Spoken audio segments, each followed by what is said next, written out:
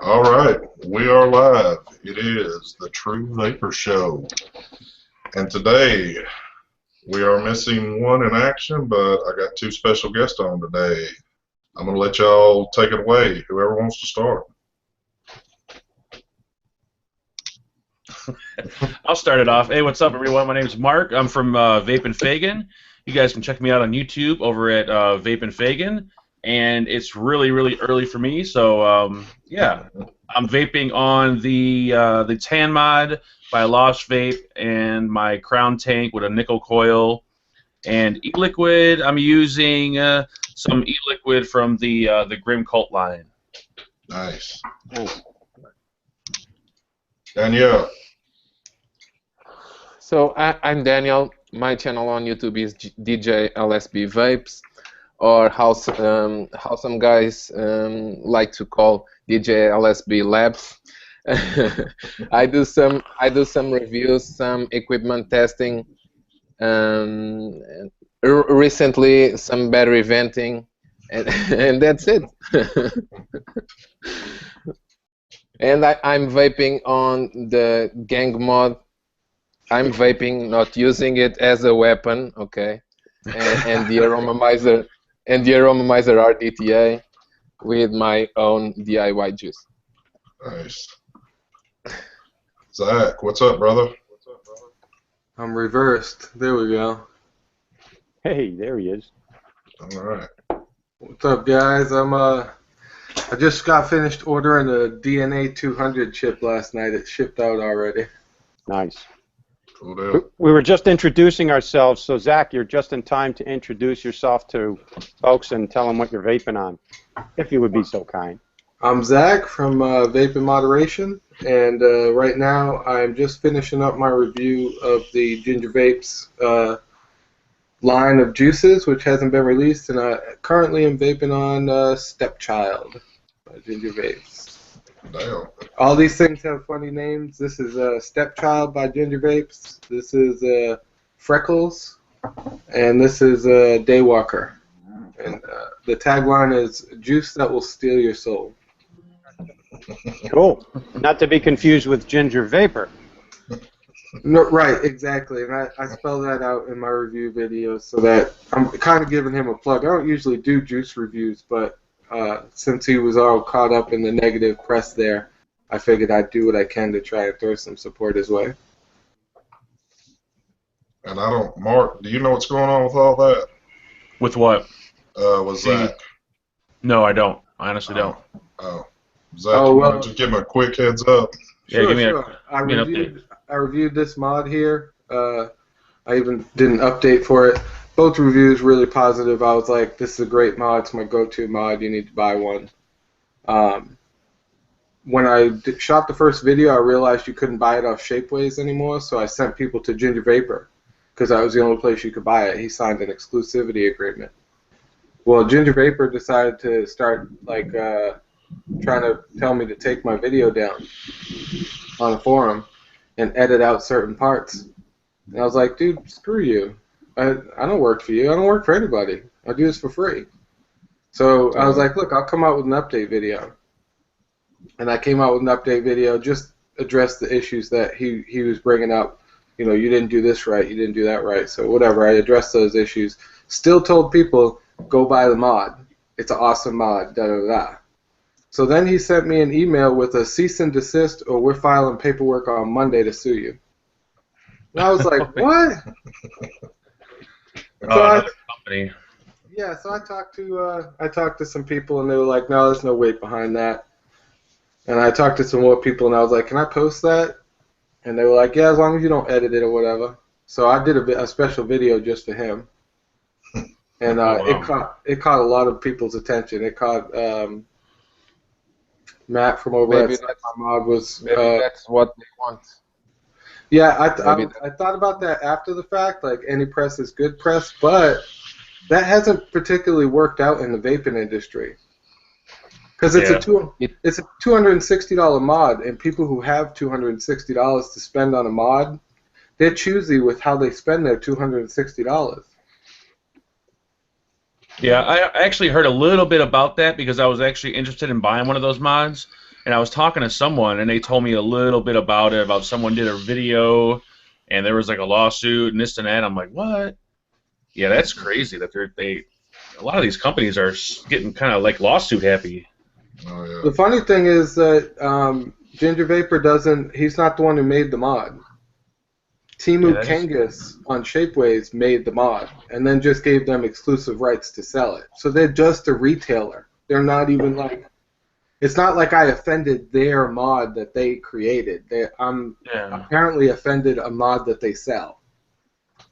So I'm like, dude, screw you. I got this DNA 200 mod that's coming that looks very similar to that Boxer mod, but it is not the Boxer mod, and you can get it on Shapeways right now. So. Cool deal. All right, well, excuse me. I'm Scott with SD Vapes. I want to say I apologize on air for yesterday's show. Had bad weather move through my area. I was without power for a good while, so we're trying to play catch up today. But today I'm vaping on a little cut wood, some bird brains, my cereal thing for the morning since it is early in the morning. And I'm vaping on the LI with the Dark Horse Mini, my little favorite combo right now. So take it away, Daryl.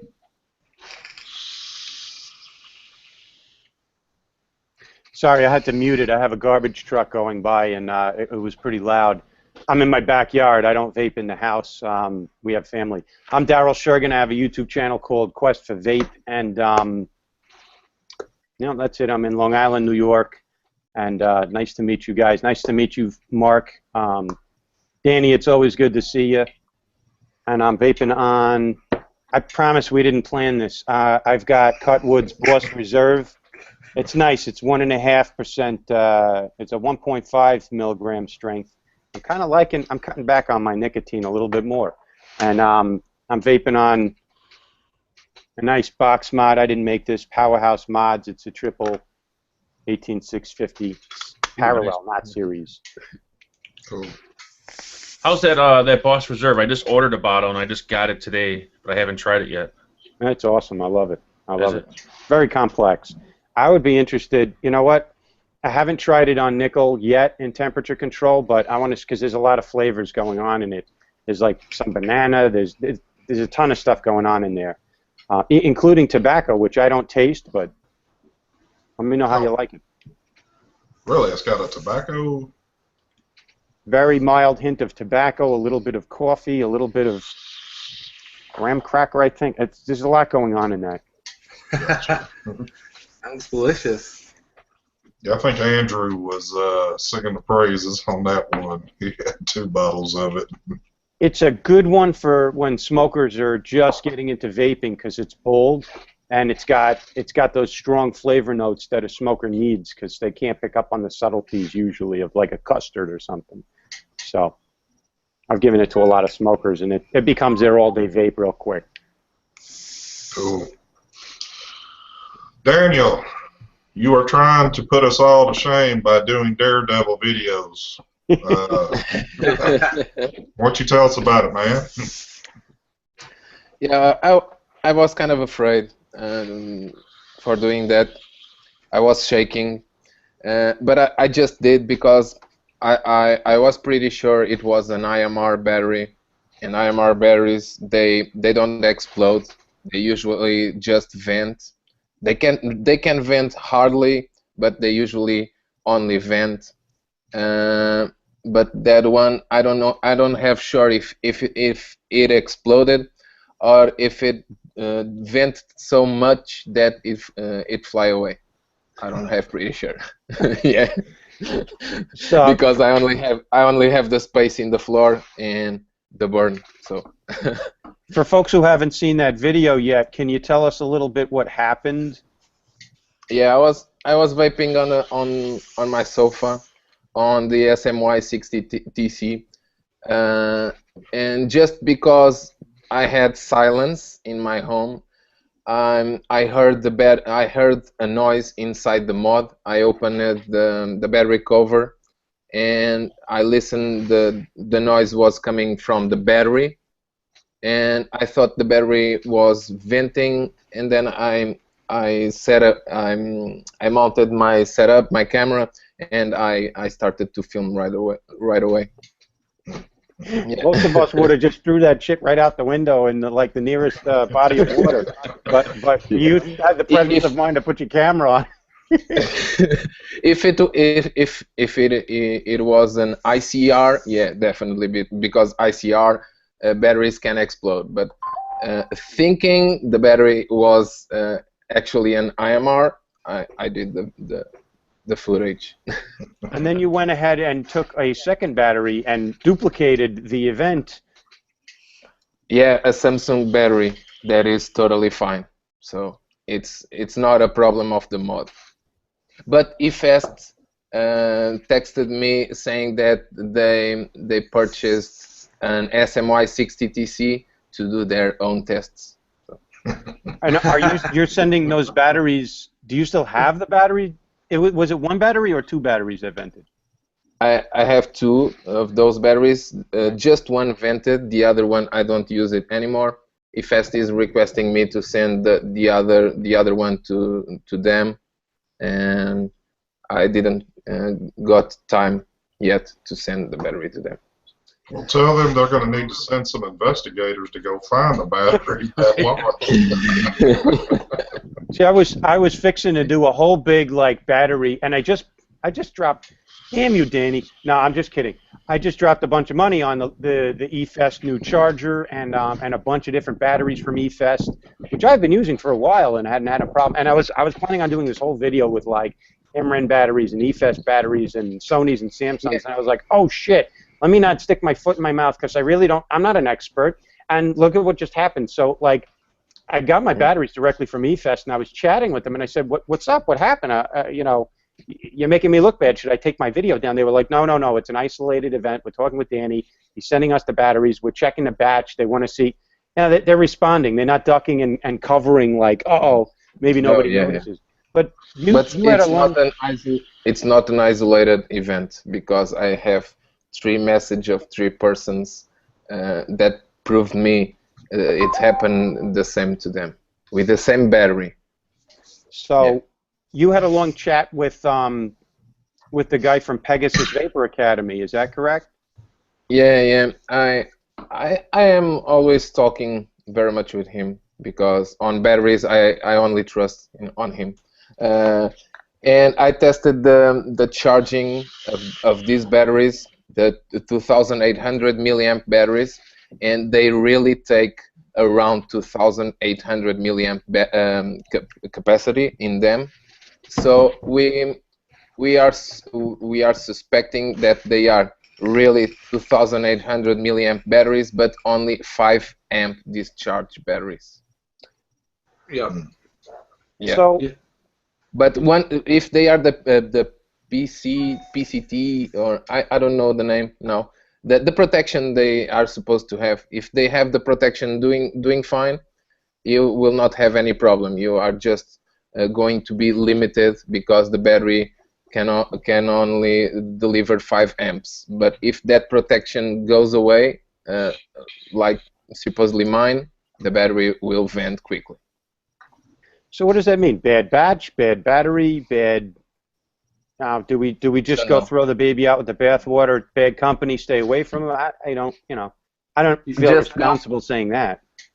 Just go with the last ones, the 2,500 milliamps. At least they are LG re-reps. So those 2,800 milliamp new batteries, they are actually the first ones really made by eFest. Oh. And there's no way, like, and you're positive that it wasn't the mod that caused it? I tested the mod even on extremer situations with LG and Samsung batteries, and nothing happened. Okay. I know SMY, they normally their mods are kind of like, you know, not all that great, so that's why I wondered. I suspected the same. That's why I tested. another battery right away on the video, and I tested more lately. Yeah. And if you look at the latest video that Pegasus came out with on batteries, you'll see that like there's a few top battery manufacturers, people who have spent millions of dollars developing batteries, and those two top companies are LG and Samsung. Everybody else follows like behind them, trying to be LG or Samsung. So there's no reason. And I have no problem with eFest. I have a few of their batteries, but since they're rewrapping and obviously they're kind of bumping the specs up, it's just better to stick with the main name brands. Yeah. I mean, the batteries are cheap nowadays. Your LGs and your Samsungs are cheap. There's no reason that you would want to muddy the water by going through eFest. That's all that does is muddy. It's like, having somebody else handle. It's a intermediary. It's somebody between you and your real batteries. Yeah, but people are going to go with eFest batteries because they are overrated. That's and plus you got a lot of new vapors who there's so many battery choices out there. Even when I shop for batteries, I get confused because there's so many different brands and types and styles that it gets confusing sometimes. So a lot of new people, they probably just go for the best deal and the best price. I know, I kind of feel bad for people that's just getting into vaping now, because when I got into it, you didn't have a whole lot of selection, much of anything. But now you can go on these sites, man, you don't know where to begin with this stuff unless you know somebody. Exactly. That's why I think for people that are just becoming vapors, this is the best solution. I think Inokin was totally right. Having a removable battery, but a trusted one, and easy to swap. And that's called the disruptor, right? Yeah. Yeah, something like that, or I recommend like normally something with like an internal battery that you charge over USB until they get to learn more about batteries. That's normally what I suggest. Yeah, me too. But usually, even people that are leaving.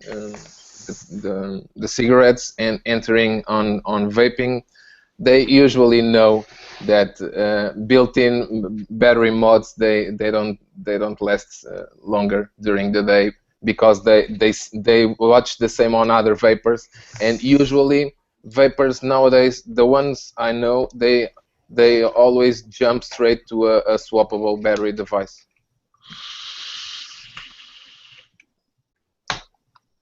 Who is Mark? You just did a video on the disruptor, didn't you? Yeah, I think like a week or two ago. Probably about a week or two ago. What'd you think of it? I liked it. I had no problems with it. The only thing I wasn't a fan of was the batteries. I mean, you gotta pretty much purchase batteries solely just for that device. So if you have a collection of batteries like I do, you have to go out and start buying more batteries, and those batteries are only good for that device. So if Inokin comes out with a few other devices that those batteries will work on, I think it'll be kind of a good investment. But I don't know. Like for a new vapor, it's probably not a bad idea. But for someone who's already in vaping, already owns batteries, I mean, to invest in even more batteries, I wasn't a fan of that. Totally agree. But as far as the device, though, the device was very impressive. What do the batteries just go for? I don't even guess I've really looked at the pricing on those. I think it was like $40 for the mod with a battery, and then of course you're going to want to buy at least 1 or 2 extra batteries with it. So you're looking at like $70, $80, I think. Yeah, because I saw the separate batteries selling between $9 and $17. I think Inokin just going to kind of just see how it takes off, and if it takes off, they might come out with a few more mods that require that same battery. If they do, it'd be a good idea. But right now, I mean, I probably only suggest it to newer vapors. And it's a cool idea that you can charge the battery by itself, without it being attached to the mod. So that way you could charge a battery on the side and still use the mod at the same time. Yeah. I noticed that Yeah, they're trying to do the big color combo stuff on them, so there's like, what, about 4 or 5 different colors to mix match all that crap up. Yeah. They have actually, I think probably more than that. I think they have like 8 colors. I think, or On, yeah. on the control head, on the control head, I think it is just silver, black, and gold. On batteries, I think it is between 8 to 10 different colors, something like that. Cool. All right, well, what's going on new in the world other than Daredevil over there? Other than, I would like to say this, and I know everybody's been getting it in this week, but I just myself recently joined Vaporium, and by far that is a very awesome site right there, especially if you're new, old, whatever into vaping. It really gives you a chance to interact with people. You know, I'm really seeing where a lot of new people are coming on, asking questions to, you know, people that's been doing this for a while, and they're really getting help out of it, opposed to, you know, of course, when you get Andrew on there, you're just going to get cussed out, but it's all good.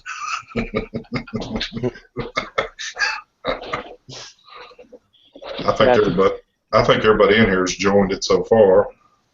It's a great community there. Just altruistic, no hidden agendas, which is nice. That live chat that they have that was awesome. I mean, oh yeah, on there and can hang out for hours and just talk. All kinds of stuff comes up in topics of conversation, but that was fun.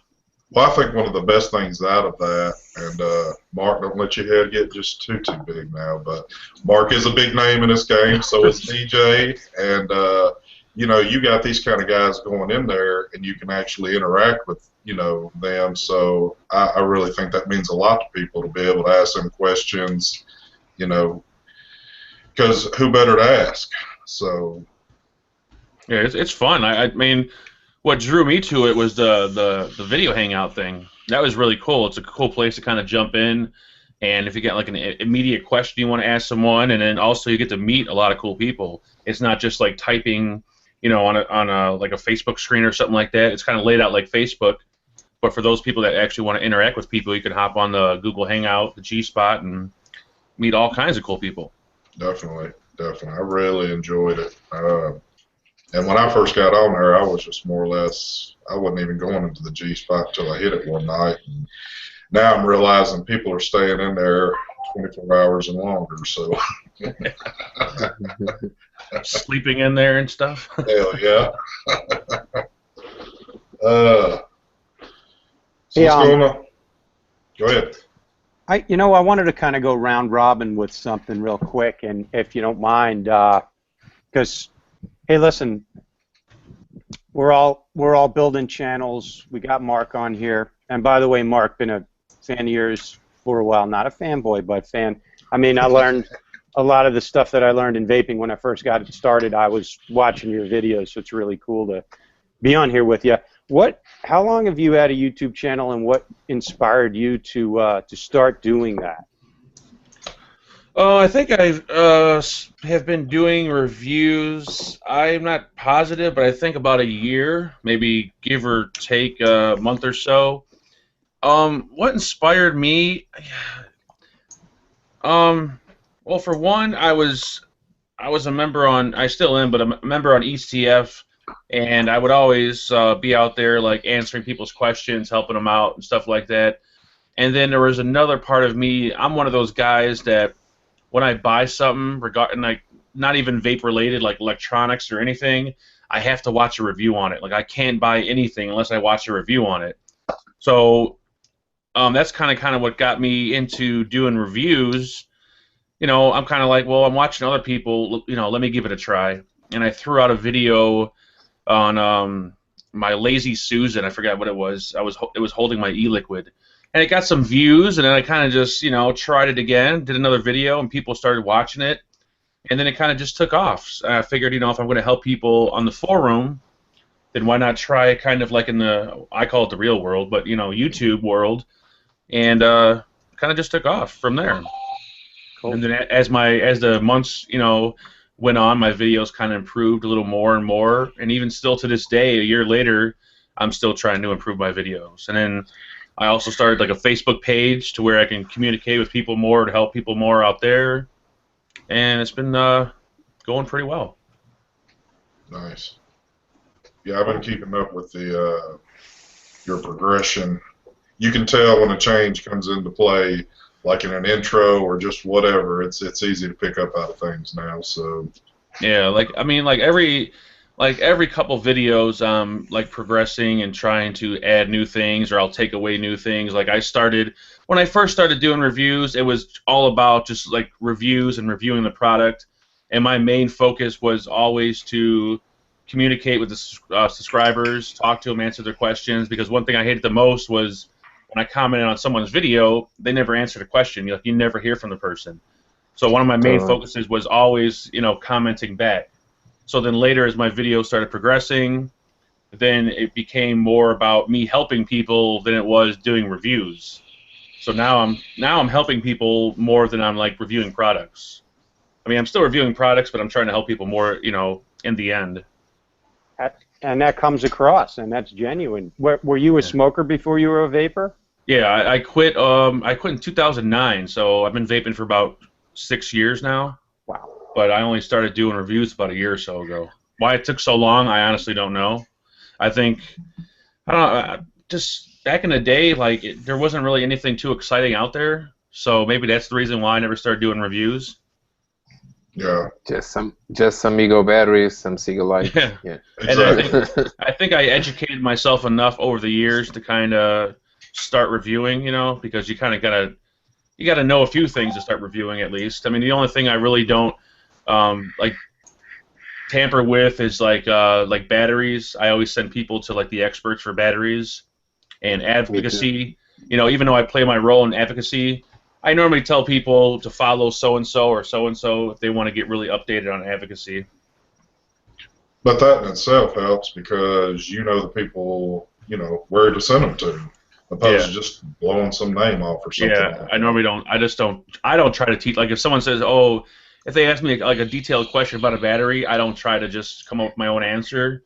I'll send them over to someone's channel or I'll send them to someone's page and tell them to ask this person because they'll know the answer more than I will.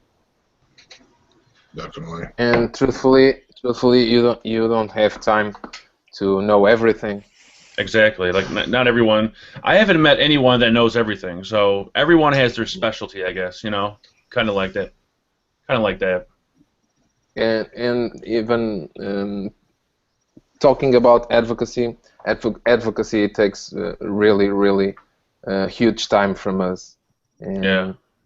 Being focused on advocacy, we lose time for other things. Yeah, that's a full-time job, full-time review right there is just advocacy itself. I mean, you got to really know your stuff to kind of get into the advocacy thing and follow everything that's going on, especially now. Oh yeah. Yeah. Yeah, because I listen to some people talk, and I'm like, damn, where are you getting time in to get all this?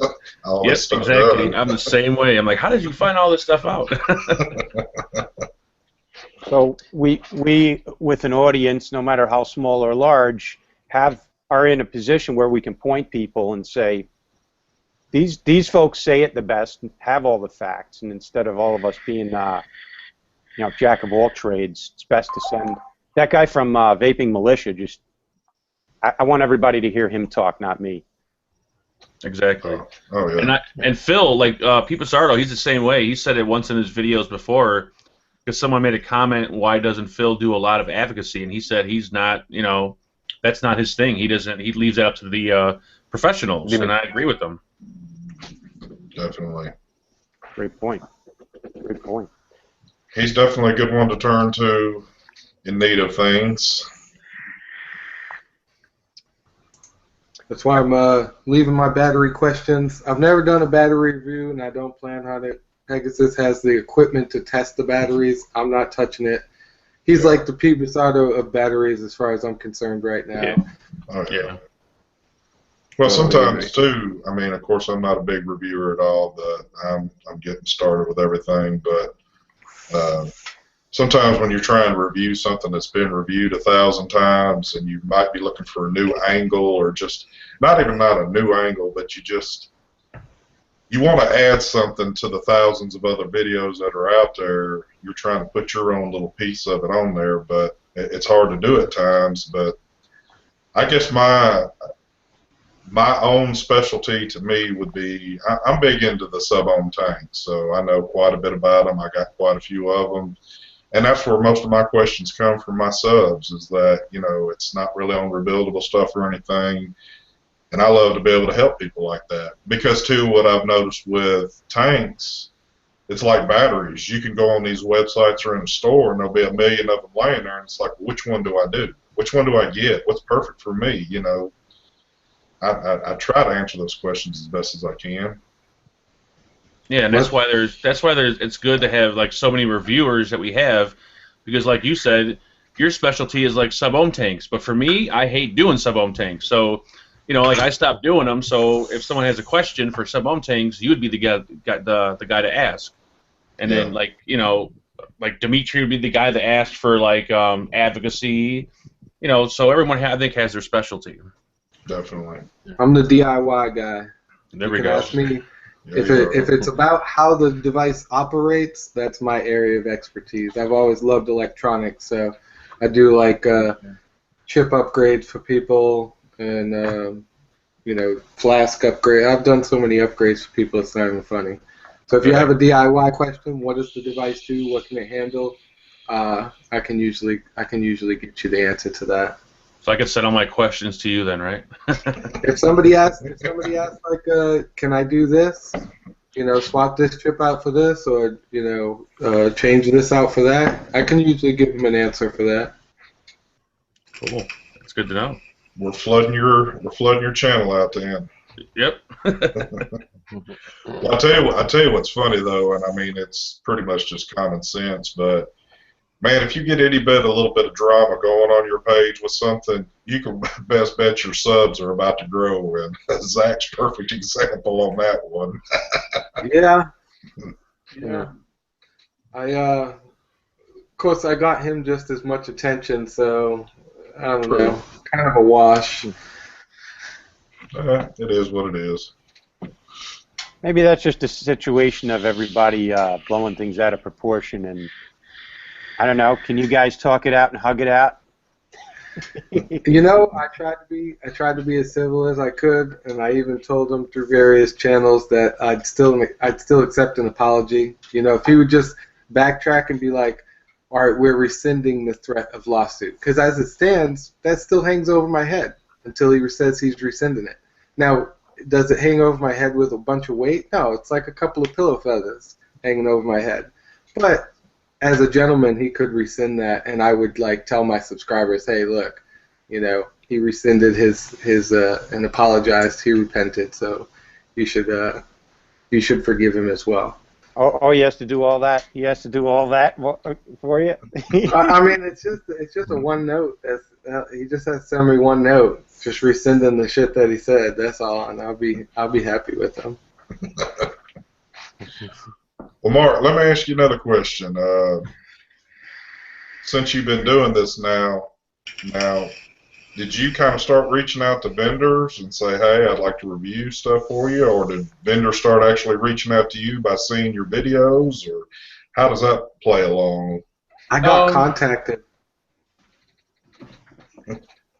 after that whole event. They GearBest contacted me to do reviews.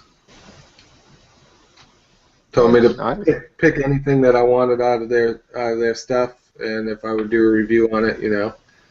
Wow. So I went through all their catalog and picked stuff out as if I was buying a mod for me, you know, as if I was spending my own money, because I want to be able to turn to my viewers and be like, yes, I would buy this, you know what I'm saying, or I wouldn't buy it. It's a good, you know, it's a good price, but it's not, you know, it doesn't function right.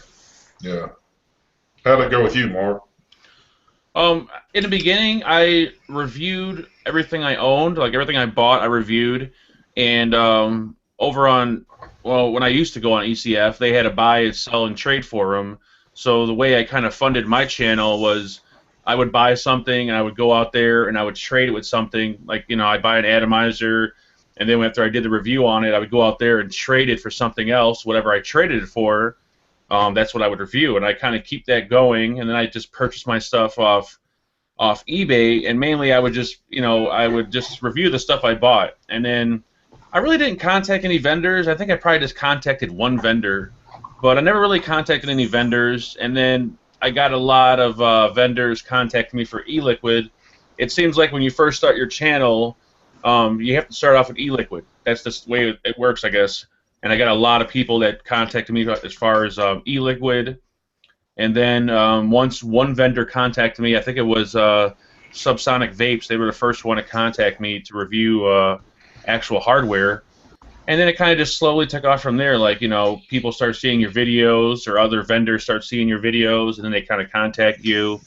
And I normally get a lot of messages on Facebook, like, oh, how do you start reviewing and getting free stuff? And people are all about, like, getting free stuff. And I'm like, well, it's not really about getting free stuff. Technically, it's not free because, I put into anywhere from, like, 4 hours to 8 hours in one video. So if you think about it, it's not really free. And I'm like, well, if you're going into it thinking you're going to get free stuff, it's all about the free stuff, then it's not going to work out. It's not for you. But I think the best way to do it is just put out your videos, for the stuff you own and you buy. And if your videos are good and someone likes you, eventually someone will see it and it'll take off. Nice. That's the way I've done it. And it just kind of one day, just people, one vendor seen my video, and then the next day another vendor seen my video and they like it. Some people like my videos, some people hate my videos. Everyone has their own different style and personality. Some people like the guy that sits on the couch and just hangs out. Another guy likes the guy that gets all technical and sits at his desk. Another guy likes the guy that swears up and down. Everyone has their own personality, and whatever is your style that you enjoy, kind of go with it. And then if a vendor likes it, normally they contact you, And then once they start contacting you, then that's when the shit piles on, and it's like, oh, man. Yeah. And it's funny you say that's because I've noticed out of the few bigger names that it seems like there's more and more videos coming out of, like, man, you can't see it there off camera, but I've got, like, boxes piled up, and it's just too much now. I got too much stuff here and too much time I got to do to get this up to date. It gets stressful, and when you start reviewing, you never think you'll get tired or stressed out from doing reviews. Like, oh, I'll get all the newest gear and I can review it. It's going to be awesome. But it does come to a point where it does get stressful, and you got all this stuff piled up, and you're like, well, okay, how am I supposed to review this if I got like 5 other things in front of it? So it does get stressful after a while. Yeah. And companies are always asking every day when the review will be up. Yep, that too. Man, when companies contact me, I always do the same. I have a copy-paste text that essentially says, attention, I always get very technical on my reviews. I always take my time with the device. I only speak the truth. I have a set up text that I send to all companies that contact me. Some companies, after the text, they don't reply me anymore. So I think I'm filtering bad devices. And another companies decide to send me stuff, but even sending the copying and pasting the same text that says that I take my time because I get very technical on each review, at least on mods, and once they see the tracking that the item was delivered, man.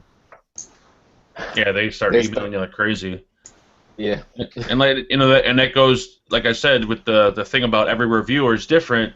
Like, you got some reviewers are real technical, and it takes them a lot longer to review a product as opposed to the another guy who just kind of does a relaxing review. So there's different kind of reviews. One guy can pump out 7 to 10 videos a week, while another guy can only pump out like 2 videos a week. So I don't think vendors kind of realize that. They need to kind of realize who they're sending it to and how long it takes them to do the video. Yeah. And I'm also trying to be during the week to be with 2 or 3 mods, and each mod with 2 or 3 new tanks I have. So I kind of test 3 mods and 3 tanks in the same week. But sometimes there are devices that are a little bit more difficult to do that. Mm-hmm. Oh yeah. Exactly. And man, when I received the DNA 200, that will be a challenge. That'll be a week-long video right there. 2 weeks without reviews. That's the one I'm not. I want a DNA 200 so bad, but then at the same time I don't want one because I don't want to review it. Yeah. It's the same feeling I have. Yeah. It's the same feeling. Well, this is directed towards Daniel and Mark, since y'all both get quite a bit of stuff in there, it appears. Is that drive still in you to be the first one to get that video out, or is it just kind of now like it is what it is? For me, definitely. When I see that there aren't any reviews on the device I have, sometimes I jump that device in front of my testing. Sometimes I don't have really the time, since I take a week testing. In that week, it pops out 1 or 2 reviews on a device. But when I have luck, normally it means a little bit more growth on the channel. So. Yeah, like in the beginning, I mean, even still, like if I get something really new and I know a lot of people are wanting to see it, I'll still be like really excited and try to push it ahead. But I like to spend like a week or 2 with whatever I use, so I'll do like a quick look video to kind of just first show it. But I don't know, as time goes on, I'm not really concerned about that because there's a lot of reviewers out there, and there's always going to be a few people that get it before you, get it ahead of you. So I'm just telling myself, you know what, just treat it as a regular product, just review it normally. But if it's something really popular, I'll do like a quick look and I'll just show the product, not review it, and then I'll use it, and then I'll come back a few weeks later and review it. Yeah. Just as I did on the Solo. I was the first one, so I did a quick look, and I'm gonna be. They also confirmed, since I'm helping them so much on the temperature control and on the mod. They confirmed that I will be the first reviewer to receive the retail version. Nice. But which mod? What I got with that was at least a reviewer hating me. I mean, like, you know, I don't care what anyone says. You know, everyone tries to get like the first review out there. It's always like, you know, when you're a kid and you're the first one to get the coolest toy and you want to show it off. It's just like the same thing with reviewing. Everyone does it. Even, you know, Phil and everyone else does it from time to time. They want to be the first one to get it out there, so everyone's guilty of it. But I mean, yeah, it brings extra people to your channel, you know. But I mean, I personally don't like aim for it though. I don't like, you know, try to fight to be the first one. Yeah, but it's kind of the same with our subscribers. There are always the first guy that only comments first comment. So yeah. People just want to. Normally, sometimes people just want to be first on anything. Danny, which mod was that? You held it up so briefly I couldn't see it. Me? Yeah. The Solo 200. The mod that is supposed to do temperature control on Cancel. Oh, okay, cool, very cool. You know, it's like in football. Not every player wins the game. In fact, you can't win without a team. Sometimes a player's in just for a few minutes, but he does something significant.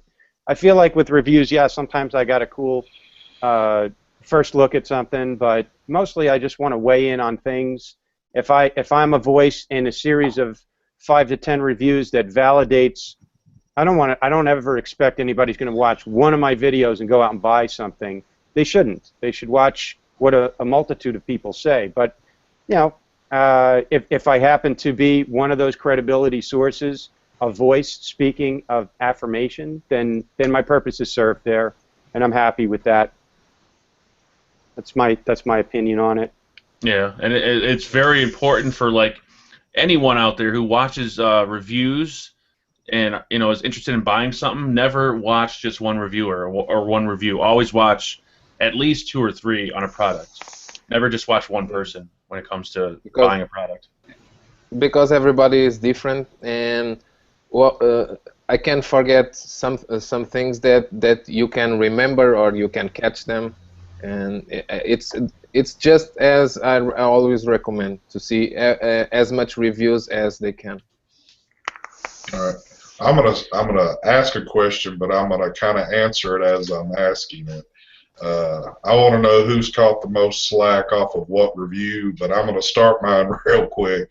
Of course, I'm one of the ones that got a shoddy iStick 50 back in the day when they first came out. So I put my video up, was like, oh, this thing's cool, and then it went to shit. So I put another video up, and the way I titled it was, beware of the iStick 50. And I have caught so much slack from people on that now going, well, you probably got a clone. You probably got this. You probably got that. And I'm like, you know what? This thing's not perfect. And there are issues with it. And it's like, I can't believe you put a video out there like it. And I have to sit there and answer it by saying, I feel videos need to be out there because if you got a faulty or a crappy device, you need to know about it, and you don't burn your house down because you've walked off of, you know, just whatever. But so right. What kind of slack have y'all caught off some, or are the most slack off a particular video, if at all? For me, there were. Go ahead. I was just saying that's why I didn't review the iStick 50, because I received the iStick 50 from eLif, and it became defective on the 3rd day, and I sent it back to them, and they didn't send me another one, so I didn't review it. Yeah. End of the story real quick right there. Yeah, end of the story. That's why eFest wants you to send that one battery.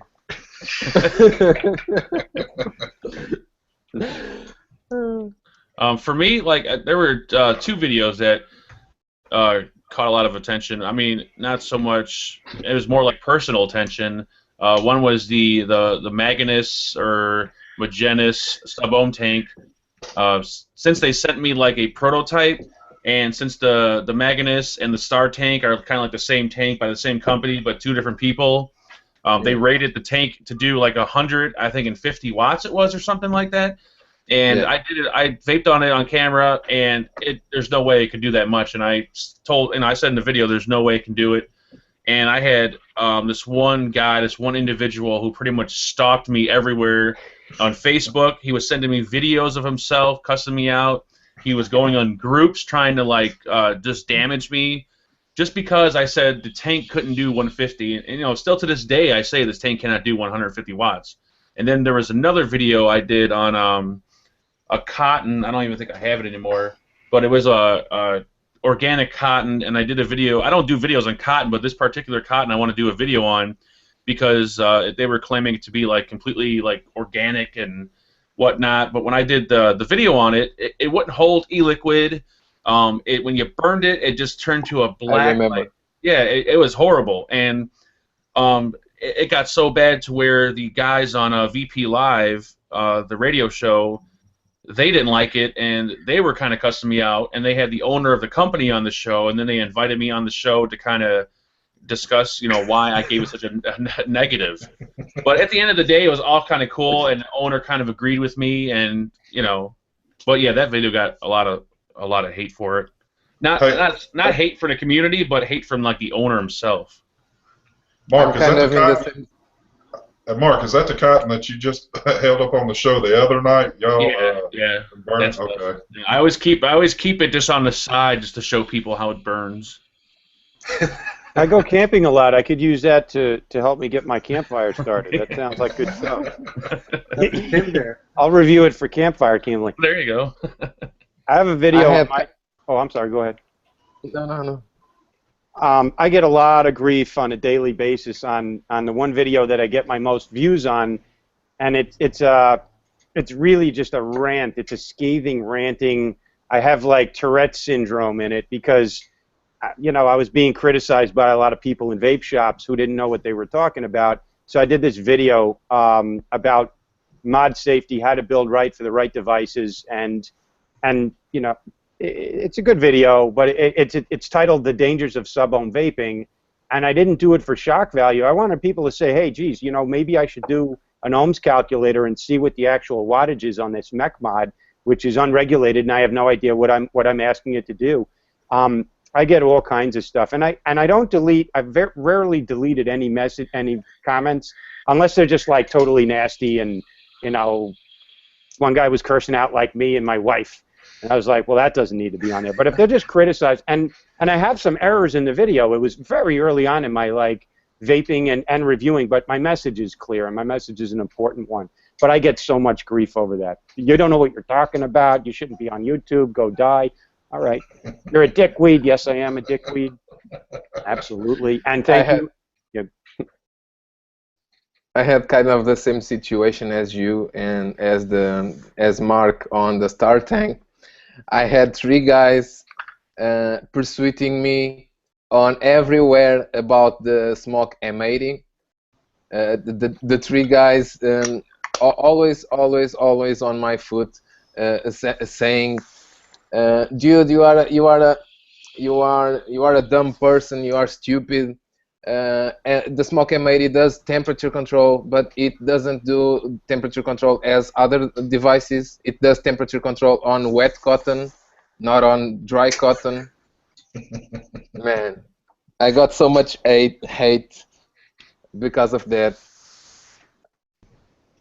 Hey, what's up, brother? Who popped in? Heavy metal. What's going on, fellas? So you finally decided to join us? Well, my prior engagement did not take as long as I thought it would, so All right. Well, welcome in. I sent you a text message, but apparently you only text Juicy while you're on live chat. Oh, no. I leave for a cup of coffee, and look what shows up. What's up, Mark? What up, buddy? Good morning, guys. How are we? How's everybody doing? Good, good. Just been here shooting the breeze. Go on, tell everybody who you are, like they need any introduction with you. Andrew, you have to change that that SMS tone because that bullet dropping is driving me crazy. Dude, the other night, I swear to God, the other night when I was on your show Sunday, it was Brett texting me purposely because he thought it was funny that he could hear it in the damn replay. Did you see all the comments about people saying, "Hey, what's that bullet shell hitting the bullet casing hitting the ground?" Yeah. Like somebody's playing Call of Duty Black Ops 2. But I like when they hit the gong and everybody had to vape, and then Brett kept doing that like every 5 seconds. That was good. Yeah, because it even got to the point to where I think they did it there at the end, and Mark was just kind of looking around doing something. It's like, hey, what's up now? Mark, look, I had to explain to my wife after that show. She was like, Mark looked like he was bored as hell. I said, look, there's 2 things that Mr. Fagan does not like at all, and one of them is advocacy, because he'll tell you real quick he's not an expert. He leaves that to the experts. He does what he can. But it's not his thing, and I'm completely cool with that, and battery safety, battery's just one of those things that escapes Mark, and I was like, yeah, look, he got to enjoy the chat, so I was in the chat room the whole time talking with people on that one. Yeah, I told her, I said, go back and look at the chat. He was extremely active in the chat that night. But yeah, we figured we talked about it before the show. We were gonna integrate one of the sound effects, since the boys like to play with the sound effects. We would integrate one of them into the show where it could kind of be interactive. When you hear the gong, you got to take a hit. It don't matter if it's dry or what. You just better hope like hell you got juice on your wick. And the first time they hit it, the first time we decided to do it, of course I got a dry hit.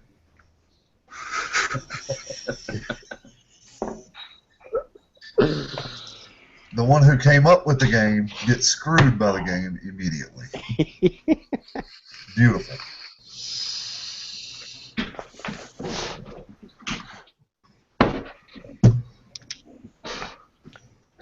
Would you have to go grab you some coffee there, Scott? Yes, sir. Yes, sir. I got a little scared this morning because I just got up at 8. And it still looked like nighttime. And then I heard my phone stating there is a severe thunderstorm, where I was like, oh, crap. Somebody doesn't want me to have the show right here. I'm going to lose power again. But it came and went. So Yeah, like that's the first time being on a show this early. If I was on a show like this early, I would need a coffee pot on my desk, like right here next to me. I might as well have it. Yep.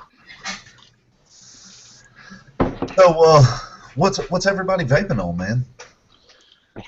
We went through that already. Oh, okay. I know. What are you I'm vaping? waiting. I'm What are you waiting vaping? along. Yeah, what are you vaping on? Well, right now, dude, I'm seriously enjoying. I don't like this box too much. The review should be coming out in the next week or so, but you'll see all the bad shit about it. But I'm really digging this fucking Arctic tank. I had one for like 2 weeks, and the Heracles came out, and I got rid of it.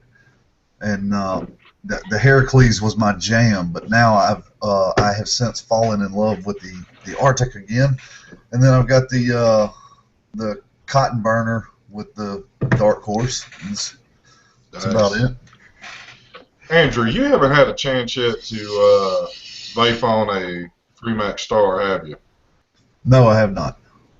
That's one you'd love. Opposed to the Crown tank, which that's my new favorite now, but the Star's badass. I hadn't had a chance to play with the new one yet, but the first one is just, every video I do, even if it's about a sub-ohm tank, I'm hitting the Star tank, but just showing the other tank off. So The Star and the Crown are my two favorite ones. Those are the only ones that keep around now. yeah, The Star is the same as the Magnus. Yeah. actually, to me, it's a little better. It's a little better version, just because of the way they did the fill ports at the bottom of it. I think on the Magnus they were a little tighter. It was kind of harder to get the juice in. Yeah, it's I like think wider, I think, on the Star. It's Yeah. like deeper. I think so. I think my Magnus can be a second version because oh yeah, this one is just yeah. it's not like the first one. It's like a Magnus V2, I guess. Yeah. Yeah, see, that's the only gripe that I have with the Arctic, and I'll show you. I know Mark's probably dealt with one, and they're pretty common. So, but this is the only gripe I have with it. See that little bitty tiny slot? It's a pain in the ass unless you have a needle tip bottle or something like that, which I happen to have, but I don't know where it's at. So. Yeah, if you jiggle your hand just even slightly, it's going nicely, and all of a sudden, bloop, and it goes right down it. That was my only gripe, but other than that, it's a great tank. That's why I like the sub tank, you know, because it's like you pull the coil out and it's wide open. It don't matter. You could pour it straight out of the bottle in there, just about. The Kangaroo tank. Yeah.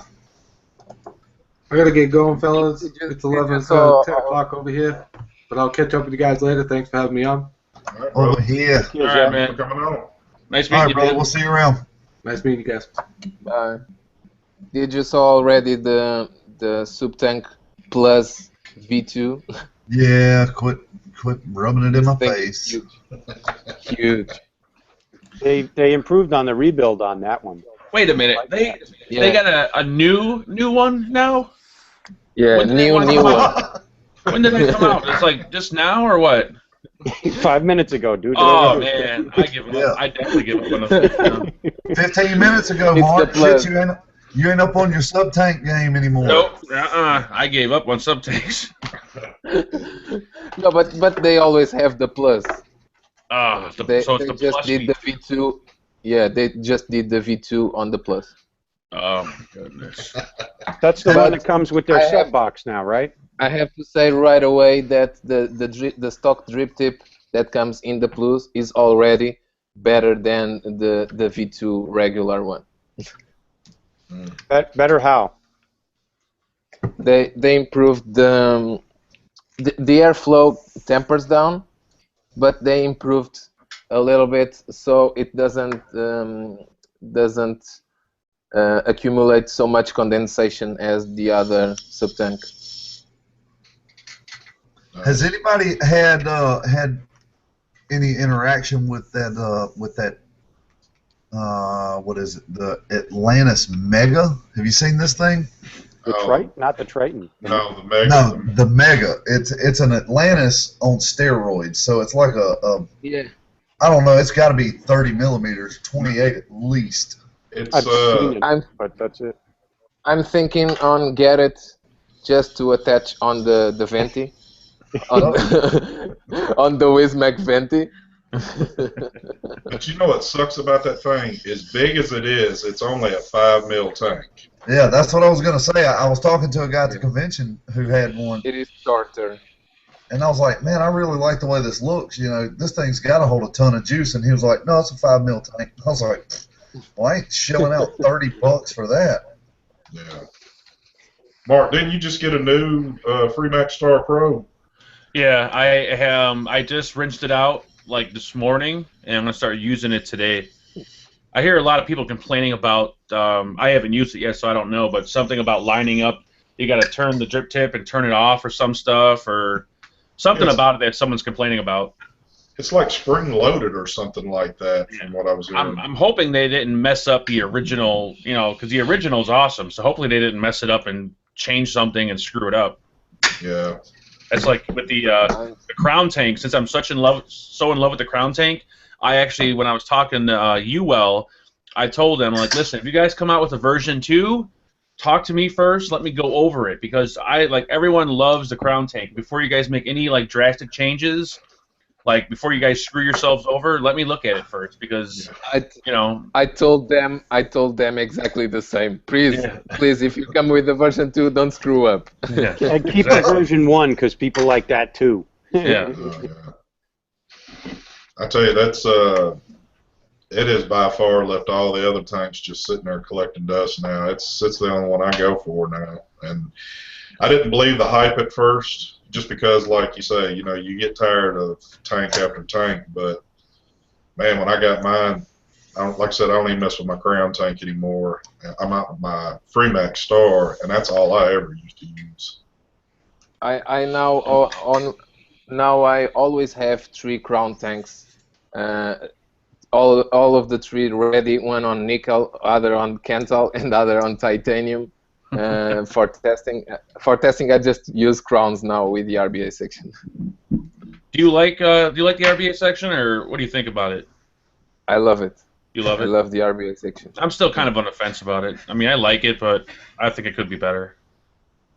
I haven't built on mine yet. Because maybe you were expecting the same flavor as the stock coils. Yeah, I do prefer the stock coils. That's it. But the RBA section, I think it's the better RBA of all the tanks that have RBA option. Go ahead. Oh, I've heard a lot of people disappointed with it, opposed to being happy with it. You have to play with it, and you have to wick it right. You really have to jam those juice wicking slots. You have to jam them with cotton. At the same time, you don't want to overstuff your coils, so it takes the right balance. But when you tweak it and get it right, vapes, I like the better way is to fluff both ends of the cotton.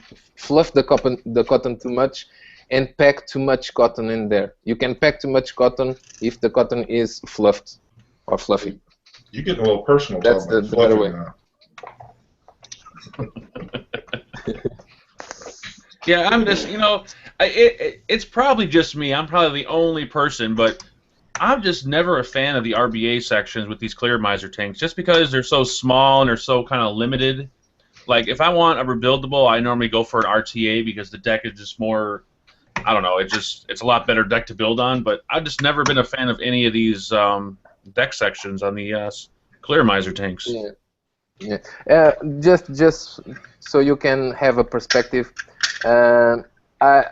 even reviewing all the tanks coming to me, I was always stuck to the Limo 2 deck. I also have two Limo 2 tanks, and once I got the RBA section for the Crown, my Limos are sitting on my table. and my Limos aren't the originals. My Limos are Limos on steroids. Oh wow! Damn. Did you do that? Yeah. Wow. and I do prefer the UL crown. That's massive right there. Any of you guys try the Goblin Mini yet? Or the Goblin? I was looking at that this morning, and I was going to order one, but I wanted to watch a few reviews on it first. Yeah, I'm so close to ordering one of those damn things, man. They look cool, dude. I guess I'll have to do a review then. So just so you, I love it. I didn't want to like it at all, but it's got like a mutation style for split post in the middle to build on, just like building on a mutation, and then I mean it's tiny, but tiny. Like the bottom of it, like the airflow, the AFC, it looks kind of weird. Like there's no bottom to it. How does that work out? Like what is it like? I'll show you. It's you got this sliding slot. So that's the airflow up from the bottom, nice and wide. Nice. And then this is how you have this. Can you? Like little lever or something like kind of. Yeah, that's exactly what it is. It's a little sliding lever that that you slide. There it is, and you close the airflow off like that. And it's K-Fun-esque with this little screw at the bottom that you have to unscrew, which is a pain in the ass, But it's worth it. So it kind of like if you have the patience. But and then when you wick it, you really have to jam cotton down into.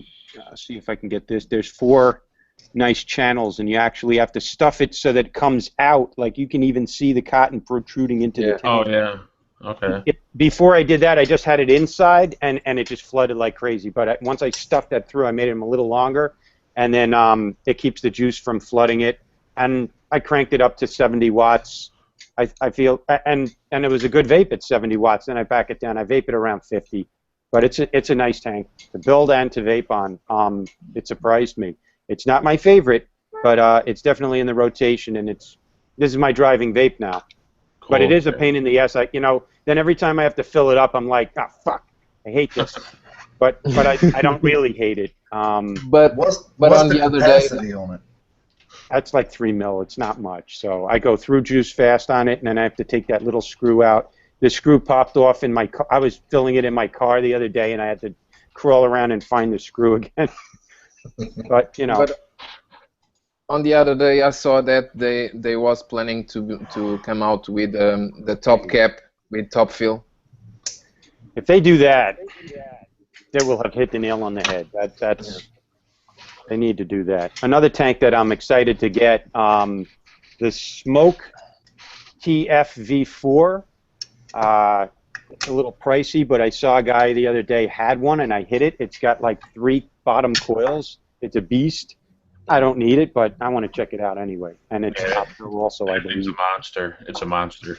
Yeah, Mark can tell you how he got a video on it. Yeah, I did a review on it. It's a nice tank, but I mean, I wouldn't use it every day of the week because it'll kill you. But yeah, it's a really nice tank. It burns through the juice like crazy.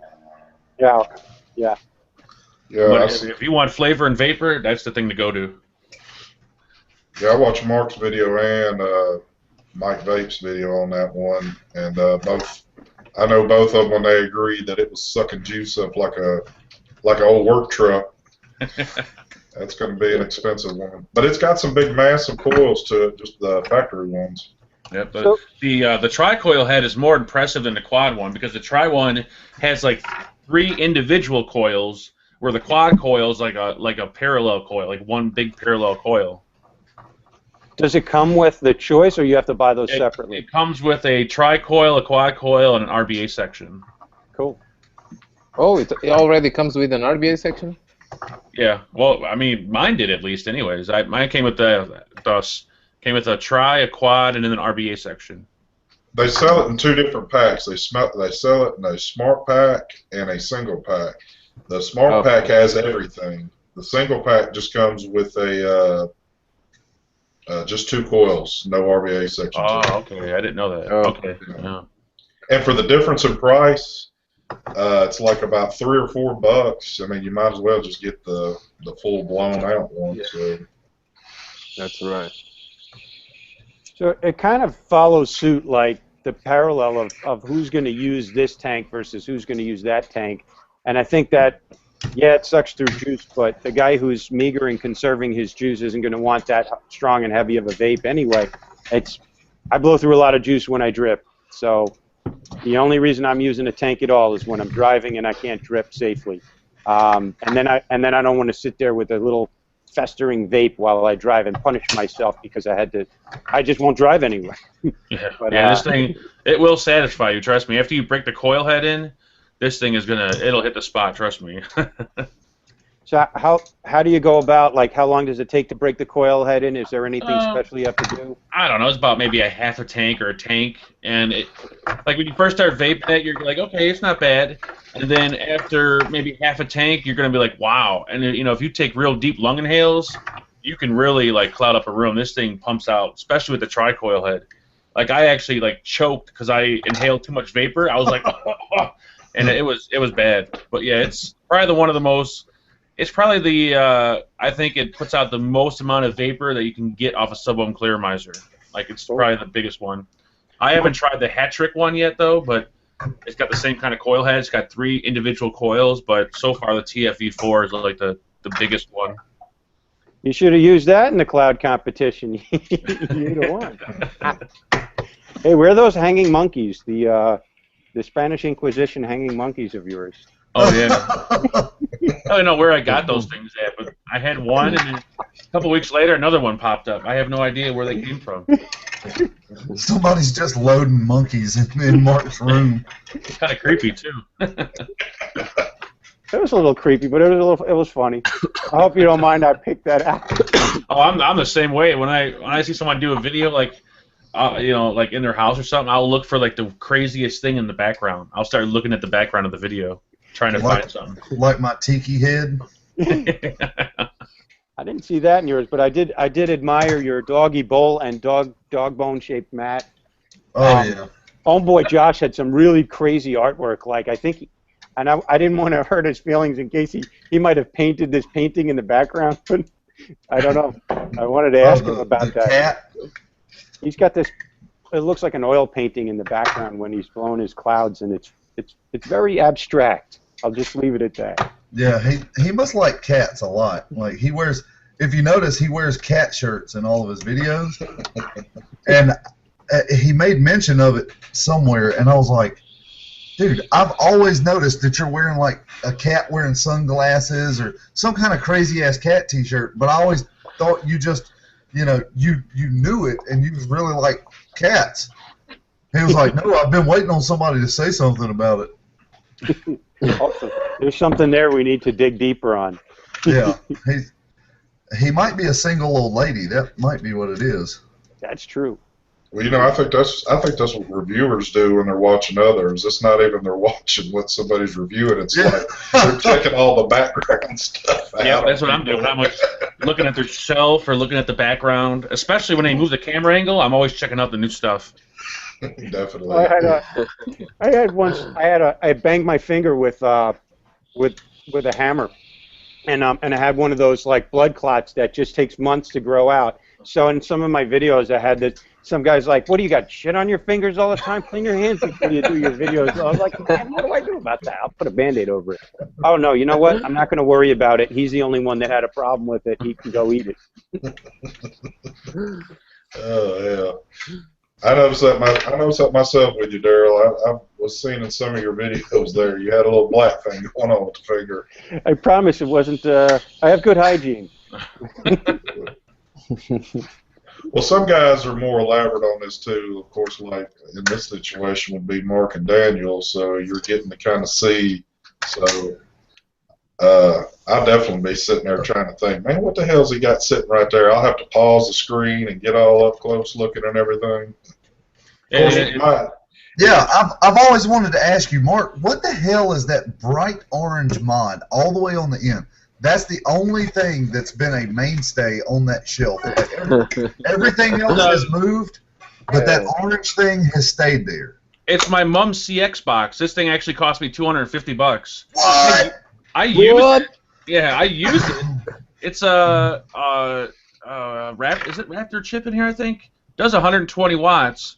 But I mean, I break this thing out like I don't know on special occasions. I mean, it does have some dust on it, but It's a yeah. I mean, this is like my first like major, like my first like big box mount I've ever bought before. That has a lot of power to it.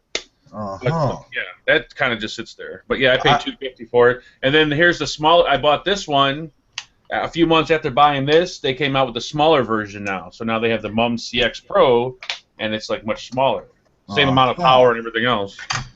Looks like a Hexome, the smaller one. Yeah. Cool. Well, Yeah, but there's some mounts that just sit there and kind of collect dust. Yeah. Well, if y'all are ever interested in dishes, I mean, y'all can just keep looking behind my head because I got a nice cabinet back there.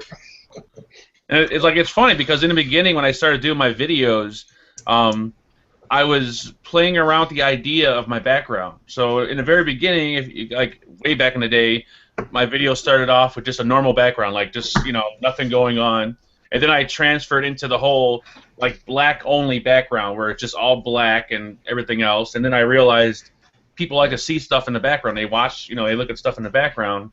So then I bought a shelf and I started, building a shelf. So my background's always changed until I found something that I liked.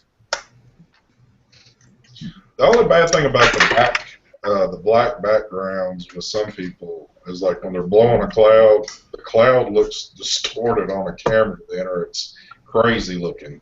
Yeah. I think the only person I like that has a black background is Scott from I Get You 69.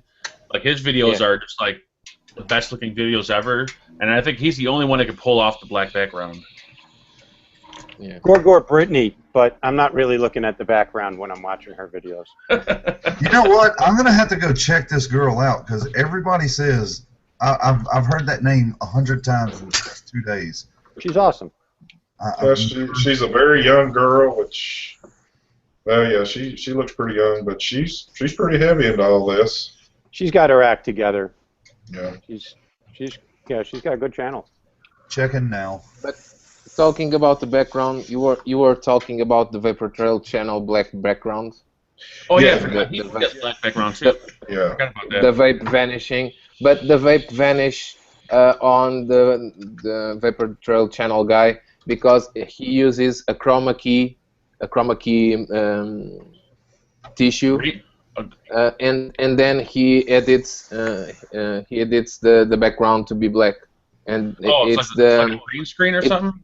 CGI green screen. Oh. Yeah, it's a chroma key. It's that, and when you are editing, the software has some issues to deal with the vape. So he can do a weather forecast and reviews at the same time. Oh, so he's not technically on a black background then, right? No, it's like no. Oh, okay. I think his chroma key tissue that he has, I think it's blue. I'm not pretty sure, but I saw a little bit of blue on one review. So. Oh, I never knew that. That's pretty cool. That's Holy fancy. cripes. How have I never heard of this chick, man? Now we know what you're going to be doing all day. Oh, shit. I meant to mute my microphone. Sorry, guys. Continue the conversation. Hey, she builds, too. She builds. Oh, yeah. I will not be Pretty doing hot. any fancy backgrounds. This is vinyl siding right here. This is what I can do. This is my summer spot. I think Daryl's the only one that does outside videos. You know what's weird about you being outside? You have the most quietest microphone I've ever heard someone have on the outside. Wow. I don't hear any wind or anything. It's my when my neighbor starts doing his yard work. When we first started, there was the garbage truck was coming by. It was loud as hell. I had to mute out. You would have all wanted to punch me in the face if you had to hear that. Usually, when somebody's outside, it's like, and all you hear is wind, and they're trying to fight their. Yeah, it's weird. Birds singing like on Professor Vapes, every kind of stuff. Yeah. Now, you just jinxed me because in another couple of minutes, I'm near an airport, and an airplane's going to fly overhead, and all of you are going to just want to just leave the chat. No, airplanes are with Big Blue. Oh yeah, definitely. Oh yeah, dear God. He had one fly over his house. I don't remember. It's been a couple of weeks ago. He had one fly over his house, and he's sitting there, and all of a sudden he's like, "Yeah, and this box mod is fucking." That was close. Fuck! Did y'all hear that? I was like, never have I seen Lou get that nervous about a fucking plane. Like, normally he doesn't even acknowledge them, you know, but this one he was like, what? Those are big jets. He's right by JFK Airport, like not too far. Yeah. Those are huge jets coming in for a landing. And Daryl was like that on our first show. We're sitting there talking, and all of a sudden I see Daryl's head kind of go like that, and you can hear the plane just kind of zooming over. I'm like, oh, hell, it's about to be on. It's a small airport, so there's like Cessnas and bullshit, like prop planes taking off, and they're loud as hell. But I know today's nice and quiet. They're louder than a 747. I live next to a guy that he owns a motorcycle, and it seems like every single time I'm doing a review and I do the up close, he starts up his goddamn motorcycle, and I gotta stop my video and just wait for this guy to like get out of here because all you hear is a motorcycle blah, blah, blah, blah, blah, in the background. It's like drives me nuts. Never fails every time. Damn it! That was my 5th take, and now I gotta redo it. Hell yeah. I know. Speaking of that, which it seems like on Mike Vape's video, it never fails when he starts doing one. He must live in an apartment because I hear the pounding of some kid running upstairs, and it's just like he just zones it out and keeps going with it. I hear that too. I have always my cat doing noises. And my upper neighbor, he has a 3 or 4 year old kid that is always dropping things on the floor. When we were in that Vaporium chat yesterday, and everybody was getting vape mail, and they were just like quietly hanging out, and all of a sudden they've got packages, and I was shocked because for me, when the mailman gets you, when he's like a block away, my dog sleeps 23 hours of the day, but she does wake up when she hears the mail. So I know when my vape mail's coming about 2 blocks away because she just goes berserk. And I can't do a vape mail video. Well, Dirty's always good to have when you got vape mail coming because he can play the song for you. The best. The vape mail song. I sent that little scoundrel a damn invite, but I guess he's probably over there on Vapor playing around there. That I would not doubt. It really it trips me out though how long. There we go. I have that music stuck in my head. It'll haunt you. Yeah. No, he sent it to me the other day. I was like, play that shit. Play the vape mail song. So he texted it to me. Well, it trips me out though how long those people are actually staying in there because I'll leave for work and get off there about maybe 1:30, get home and jump back on about midnight, and the same people are sitting there. They might have changed clothes or something. I'm like, oh, It's like me, Dirty, Fluffy, Juicy. Jesus Christ. God, Lord. I got I'm I sorry. got vape mail yesterday. I think it's one of the most longest devices I own.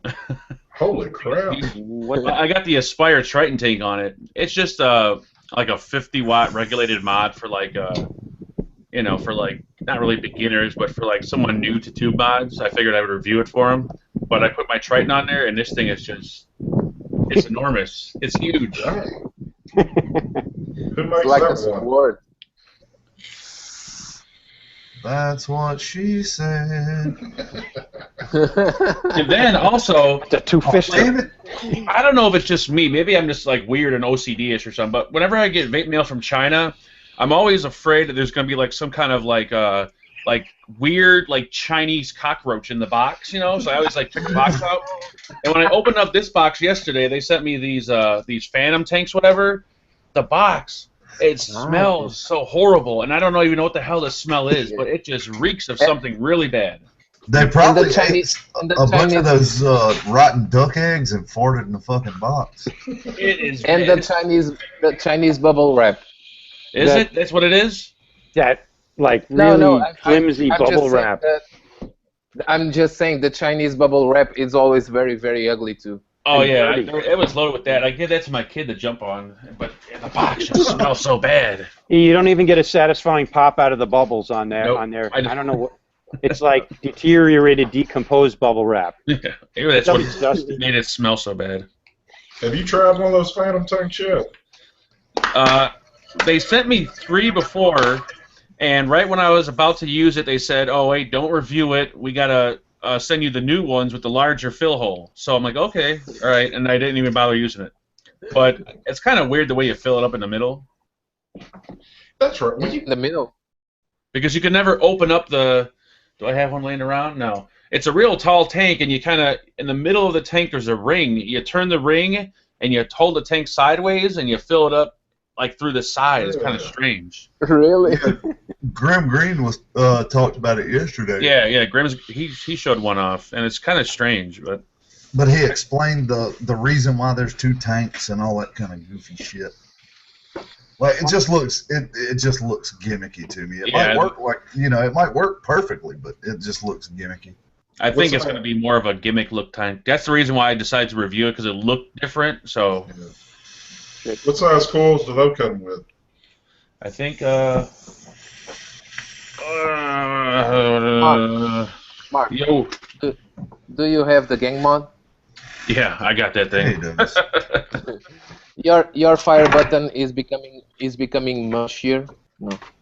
I haven't used it long enough to. I used it for a little while, and I noticed there's a huge delay when you fire it. There's like a 1 second delay. No, despite of the delay, the button isn't getting mushy and losing fire. I haven't used it long enough. I only used it for maybe, I don't know, half a day. So it's still a little clicky. I received mine today. Oh, did you? In the morning. Yeah, and it's becoming mushier and mushier. Yeah, so far it's been clicky. It hasn't mushed on me yet.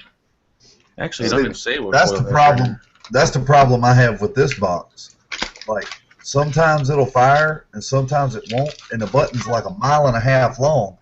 And you would think if the button's that long and you have to press it for that far into the button housing itself, it should fire every time. But it's like sometimes it's like fuck it, I'm not firing right now. You need a new spring in the button. It got too hot and it kind of got. It's a shitty button.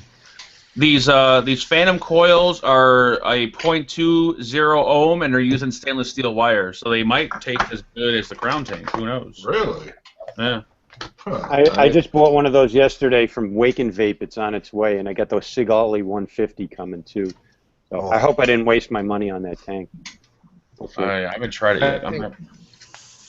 I think the next move. Oh, I think the next move on the vape is stainless steel wire coils and stainless steel temperature control mods. Yeah, I ordered a spool of stainless steel wire. I want to try it out. Daryl, so you got the new temp control 150 coming? It's coming, yeah. It was like $87 for the mod, and I guess Sigali has a tank, so I'll try that out. And then I went on the rest of their site and I said I haven't seen the Phantom tank. It was like $30. Let me buy that. They didn't have that. That's Sigali Elite. Yeah. Is that what it is? The Sigali Elite tank? I hadn't know. It's not a bad tank. I've used it. I just never reviewed it. Cool. Well, yeah, they did 2 tanks like right off the gates. There's like a version 1 and 2 right off the bat. Yeah, there is. They have a whole package now. You get the box, and you get to choose if you want a set of batteries or an Energizer charger. I didn't know Energizer made chargers for 18650s, but I guess they do. Oh, wow. What? Me neither. That's new. I was tempted, but I was like, nah, fuck it. I just bought the E-Fest one. So, hey, while we're at it, before I forget, it's not a big deal. I have a couple of juices to give away, so anybody watching our show here, comment down below, and then next week I'll pick a winner. It is 240 mils of juice. This is from R&R, and Nice. I'll tell you, it's a funny story. I didn't buy these. The 2 flavors are Kylie and Banana Hammock in 3 milligram. I was at a vape shop doing my show on Tuesday, and a very nice lady, but a very stressed out lady came in, and her iStick 30 watt had broken, It wasn't working right, and she was making a big fuss, but she didn't have a receipt, she didn't have the box, and they wanted to give her, you know, they were trying to work with her, but she was very, very distressed. And also, she was blocking another car that wanted to get out, and the lady kept coming into the vape shop saying, "Are you going to move your car?" So this thing was like escalating, and I was getting stressed out. So I just walked over to the counter. I was like, "Hey, here's my credit card. I want to buy an iStick 30 watt." And the guys at the shop were like, "Daryl, you don't. Why are you buying an iStick 30 watt? You don't need that." I'm like, "I want to buy an iStick 30 watt in black, please." And then I bought it, and I gave it to the lady. I was like, "Come here, give me a hug. You're all set now, ma'am. Just don't smoke." And then she was happy, and it turned the situation around. And I didn't mind doing that because it eliminated stress from my environment. And the guys at the shop were like, "Here, give this away on your show, but don't say who it's from." So I'm not saying who it's from. That's cool. Yeah, you just did. It's from the guys at the shop. I didn't say who they were, though. So, and I didn't say the name of the shop. If you're at a vape shop in upstate New York, we will leave a link to your name at the bottom. No, I'm in Long Island, Ronkonkoma, but I didn't tell you who. Well, they didn't want credit for it, but because it was an awkward situation. But it was like everybody needed to just chill and diffuse, and it worked out great. Karma will get you, good or bad karma in life. And I had enough bad karma in my past, so the next 43 years of my life, I want to sow the seeds of good karma. But thus I have juice to give away. Hey, Andrew, you didn't even have. Look what Daryl's vaping on, juice-wise. what is he? What are you vaping on? Oh yeah. Oh, yeah. Oh, False Reserve. You were talking about this the other day. I was rooting around in my bag. I was like, that gives me a hankering. I know I have some of that. Good shit. Dude, that is some good stuff. Some Bird seriously Brains is really good, stuff. too.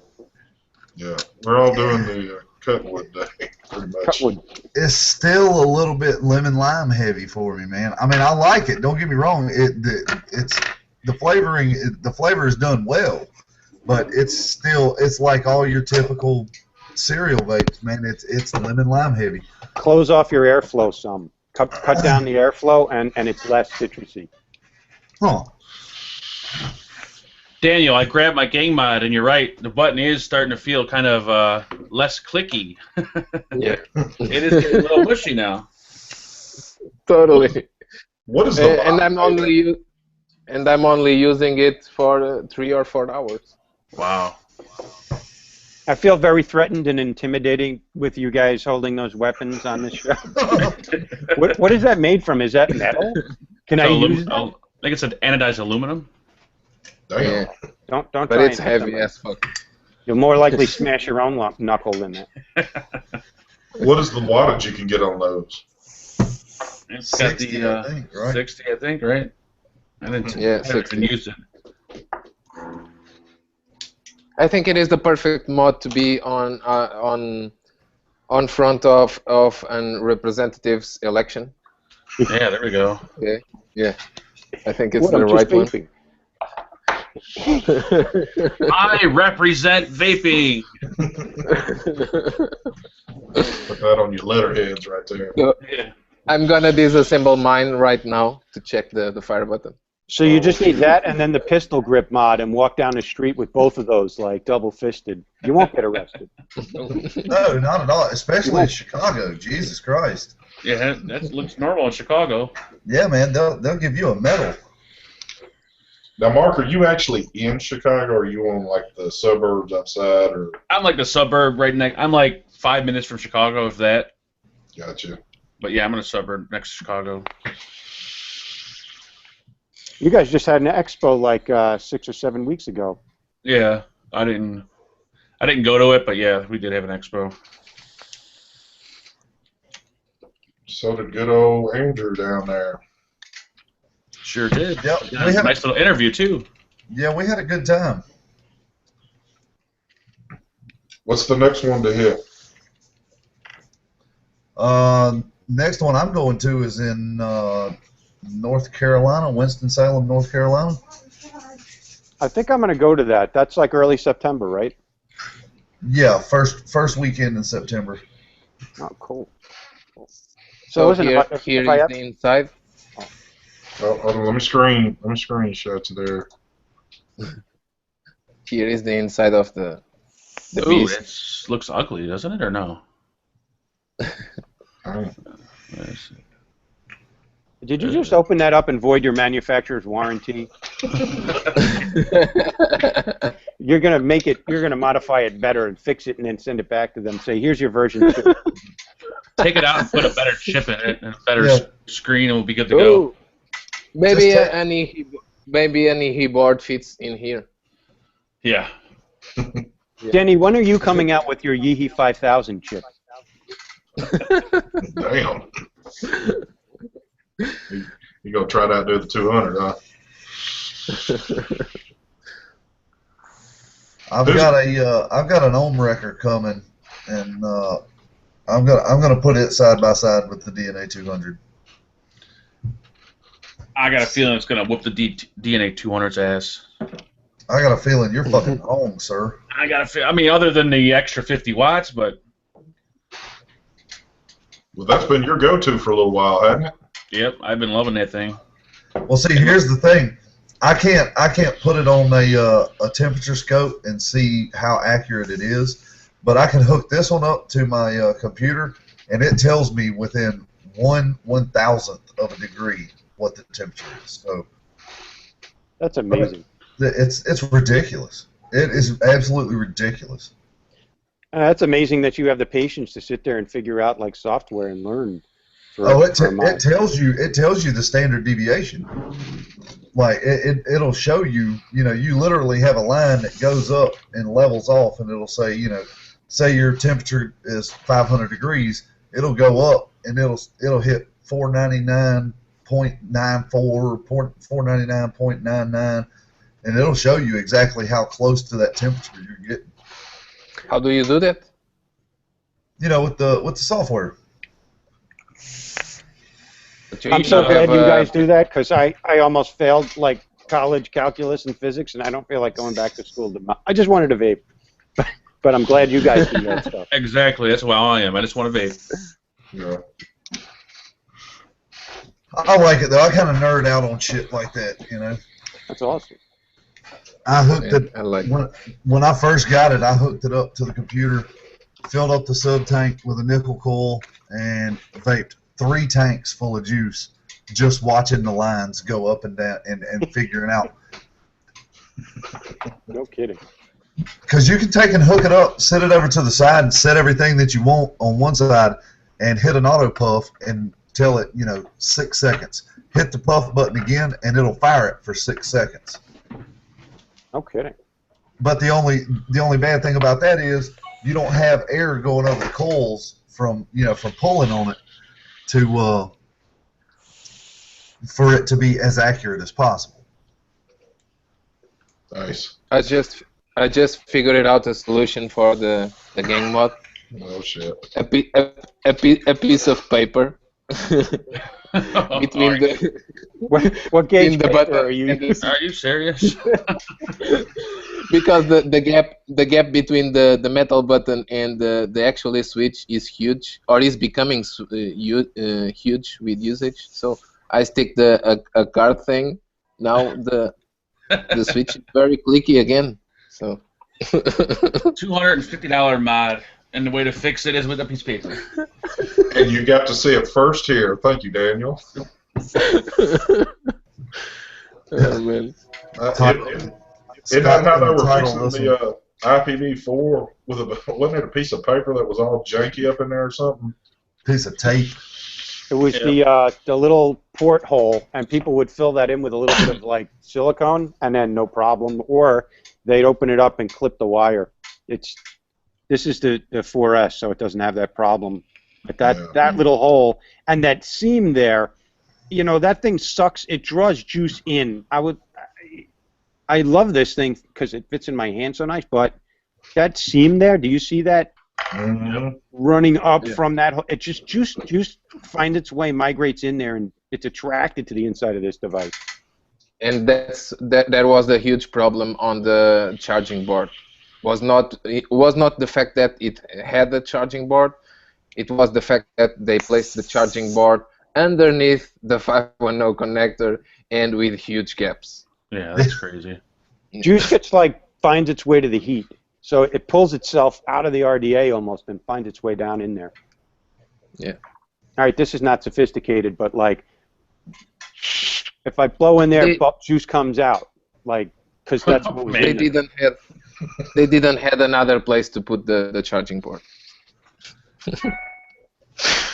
Oh, I don't know. Put it on the bottom where the goddamn USB port is. Yeah. Lots of space down there. Yeah, just put a fucking balanced charger in there somewhere, and then use this right here. Look, right there. Boom. Go figure. Done. Yeah, done and done. Why is that such an issue too? Because I realize all these devices that come out, the biggest complaint from everybody is that why did they put the port here? Why did they do it? I mean, it seems pretty elementary where you would do things of how somebody in general is going to be using it all day, you know, unless they just do it. I think they're just too much in a hurry to get the product out to even like use it in like a real world setting to realize it's not the perfect place to put it at.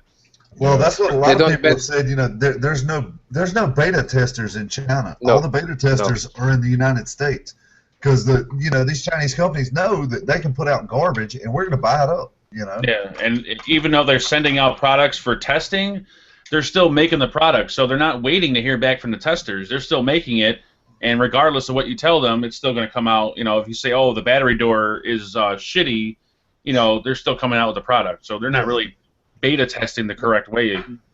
I was talking with iJoy about the same thing last night or 2 nights ago, because I saw the Aspire Pegasus mod, and the fire switch is exactly the same, and some other things. Remember the Solo, and I made a joke with the iJoy girl, and they confessed that iJoy was going supposedly to build the Aspire mod, but Aspire didn't wanted to alpha and beta test it, and iJoy broke the deal with Aspire, and Aspire got the pieces they already had.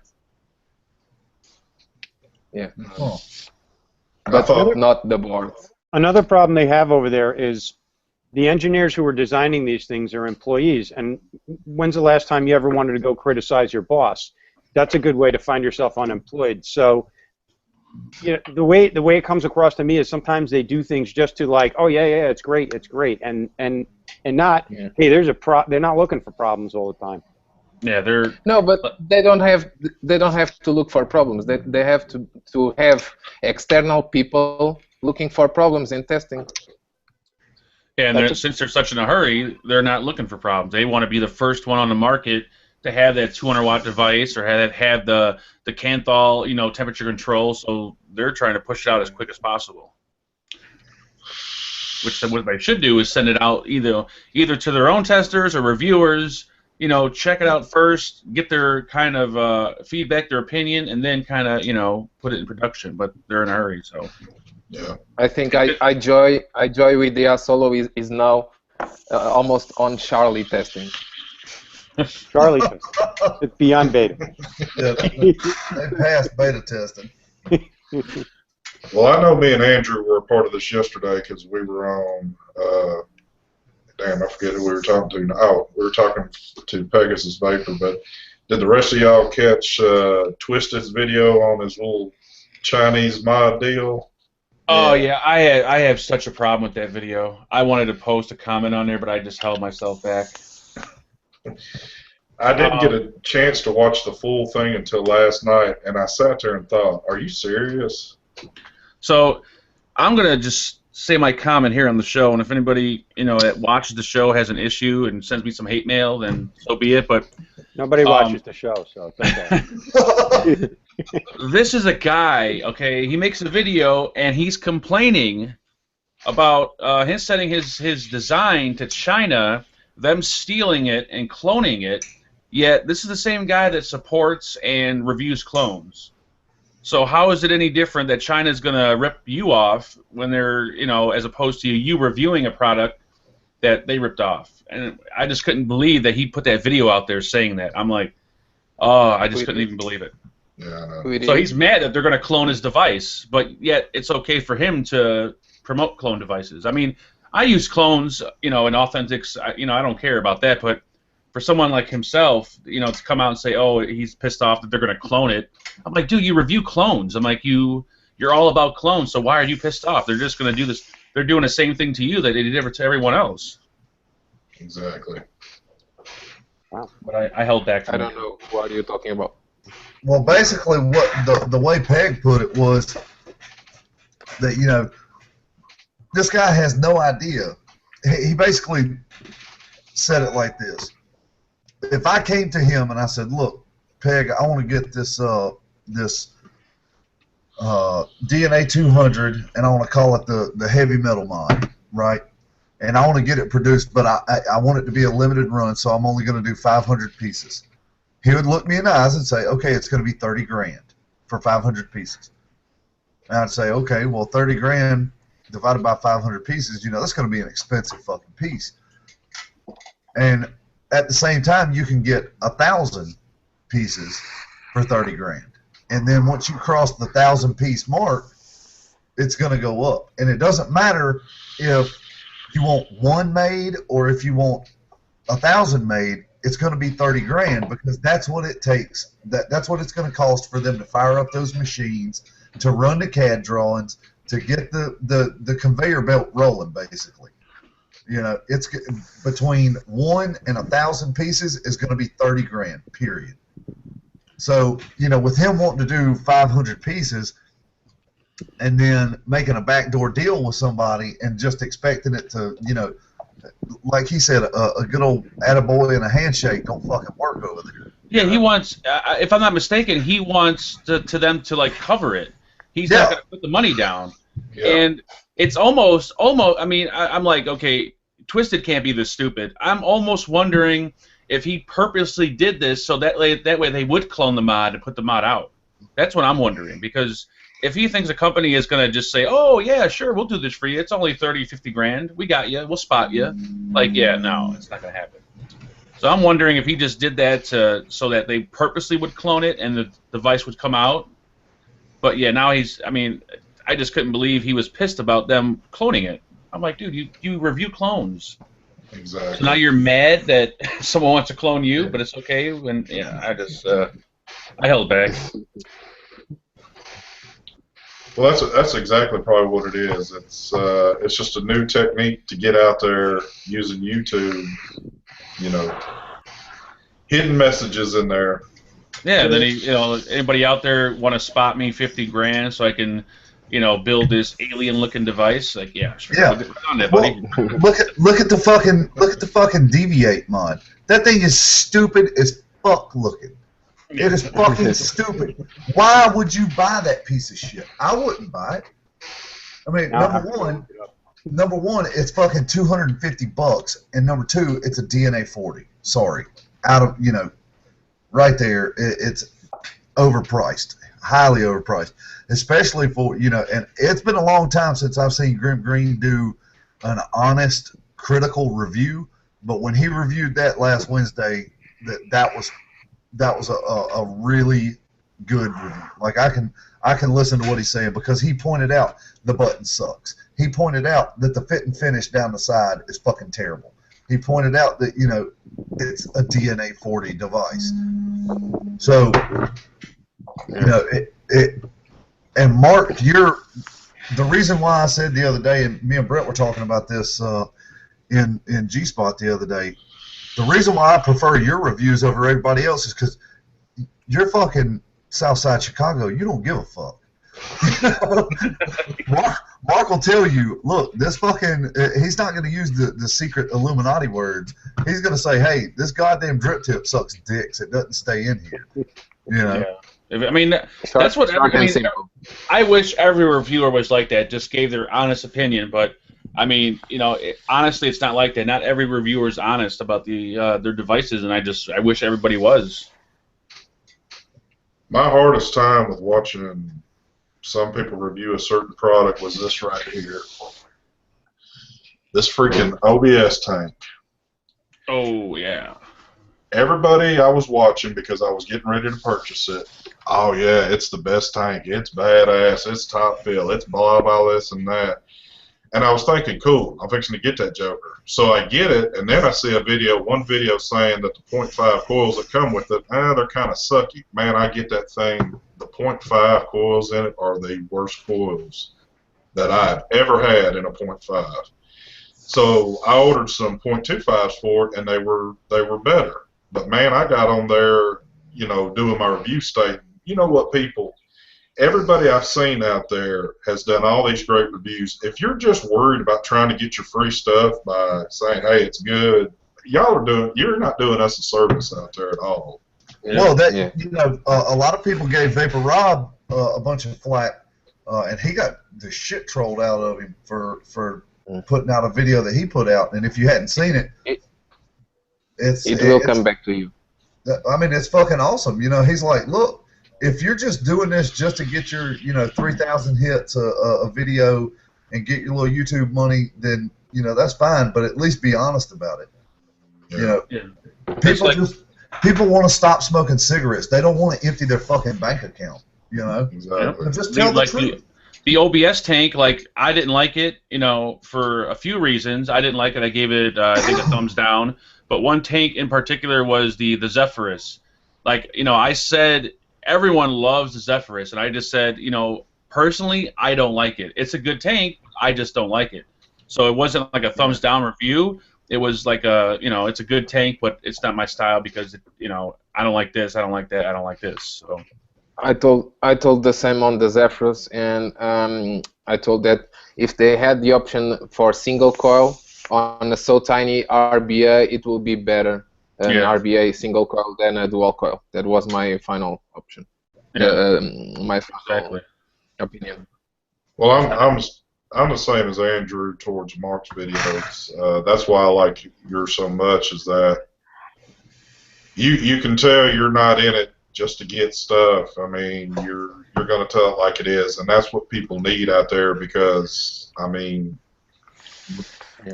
I work. You know, I'm buying my stuff, and I damn sure just don't want to buy something because, hey, this big namer says it's good, so that means it's definitely good, because that's not the case. Mm-hmm. And like my main two influencers for my videos is P. Basardo and Todd, and those two guys, they'll tell you how it is. If it sucks, they'll tell you it sucks. Phil is not gonna fucking lie to you. Phil's gonna show you. You know, and he won't just say, "This is my opinion that this button doesn't work." He'll take you up close and say, "Look, see this? This button does not work. Here's the force meter. It takes 9.5 pounds, and then it still doesn't click, or whatever the fuck it is." You know. Yep. He proves. Exactly. He doesn't use opinion. Most of his reviews are not opinion based; they're fact based. Yeah. And that's kind of what I'm trying to do. I'm trying to review something based on what I can prove and what I can test, and not from what I can feel. Yeah, because there's like, you know, there's two differences. There's like when I do my pros and cons. Like if I go through a certain con, I'll say this is like an opinion. It's like a personal con. Like for instance, like one of the one mod, the record box. The screen didn't rotate, and I said, well, you know, I don't care about that because I don't rotate my screens. But for some of you out there, you may, you know, really rely on rotating your screen. So it's more of a personal con for me that it doesn't have screen rotation. So it's, you know, stuff like that. Well, and I can't remember what it was. I want to say it was oh fuck, I don't remember what it was exactly. But you were like, man, I'm really sitting here having to pick this thing apart to find anything wrong with it. And that immediately jumped to the top of my list, and I cannot for the life of me think of what it is. You know, it was just like, you know, maybe a review from Mark. Yeah. Yeah, there was one. I forgot what it was too. Yeah, I forgot what it was, but I remember to watch the same. Yeah. It was recent. You know, it's been in the last couple of weeks or so, 3 weeks. Yeah, there was one item I couldn't find any cons on. Yeah, let me look through and find out what it was. Oh, and by the way, the gang mod is now fully functional. Good.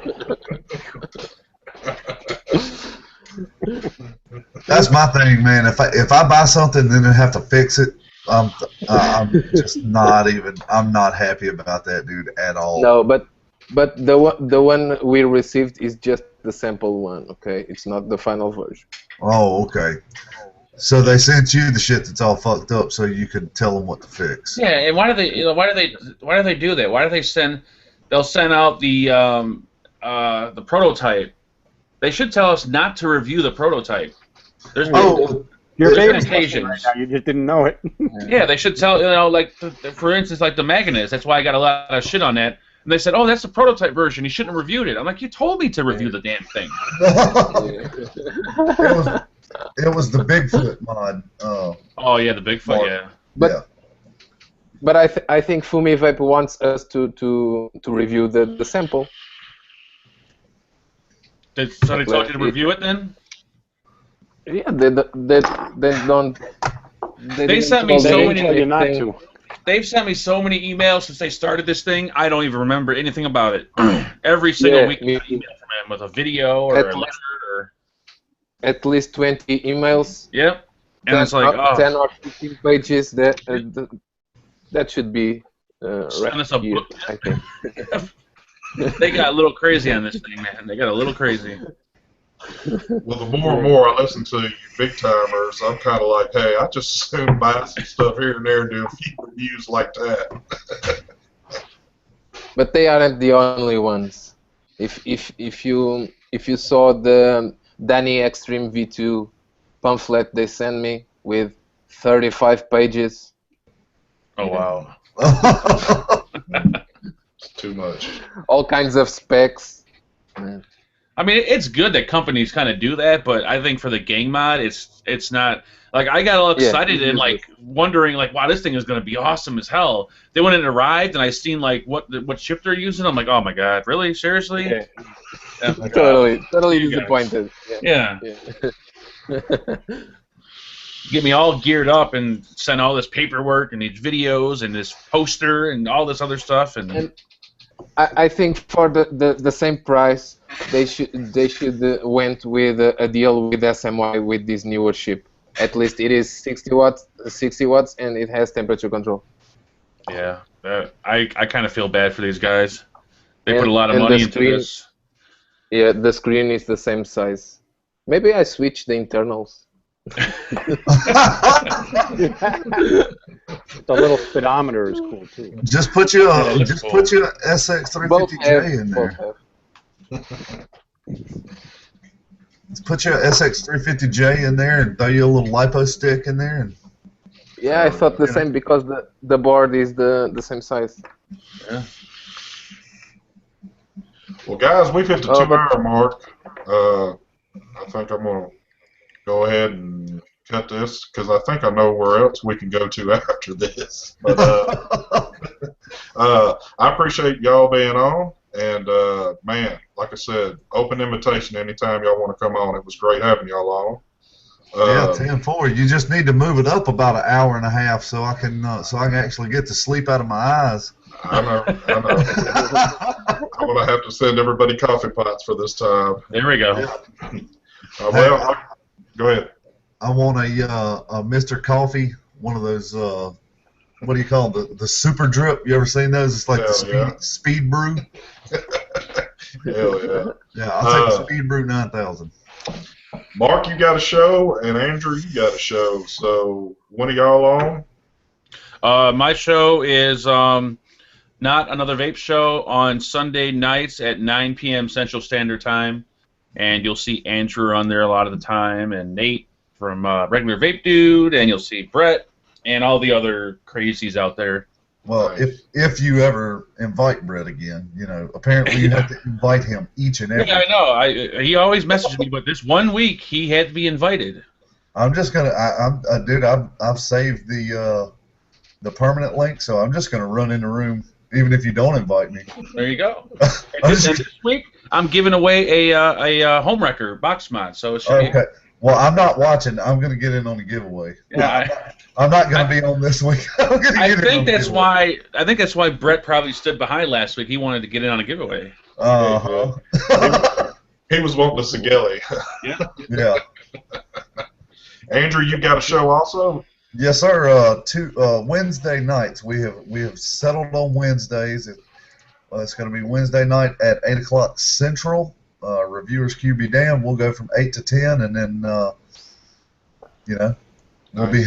we'll leave there and hang out on the G spot for God only knows how long after that. Until the show starts again next week. Exactly.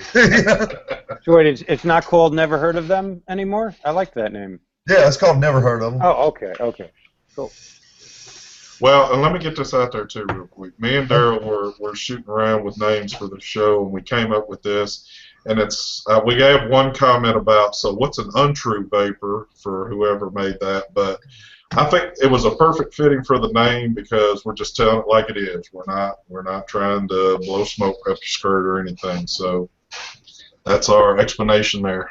So yeah, it's a name. Don't read into it. It's not that heavy or deep. There's no hidden secret message there. I've got plenty of friends that'll blow smoke up my ass. The last thing I'm gonna do is blow smoke up somebody else's. Hell yeah.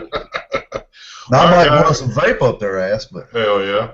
Do that. Well, it was good having y'all on, and we'll be seeing y'all next week. And like I said, open invitation anytime y'all want to come. So, Cool. Everybody out there, y'all have a great day, and we'll be seeing y'all. yes, sir. All right. Take care, guys. Thank you.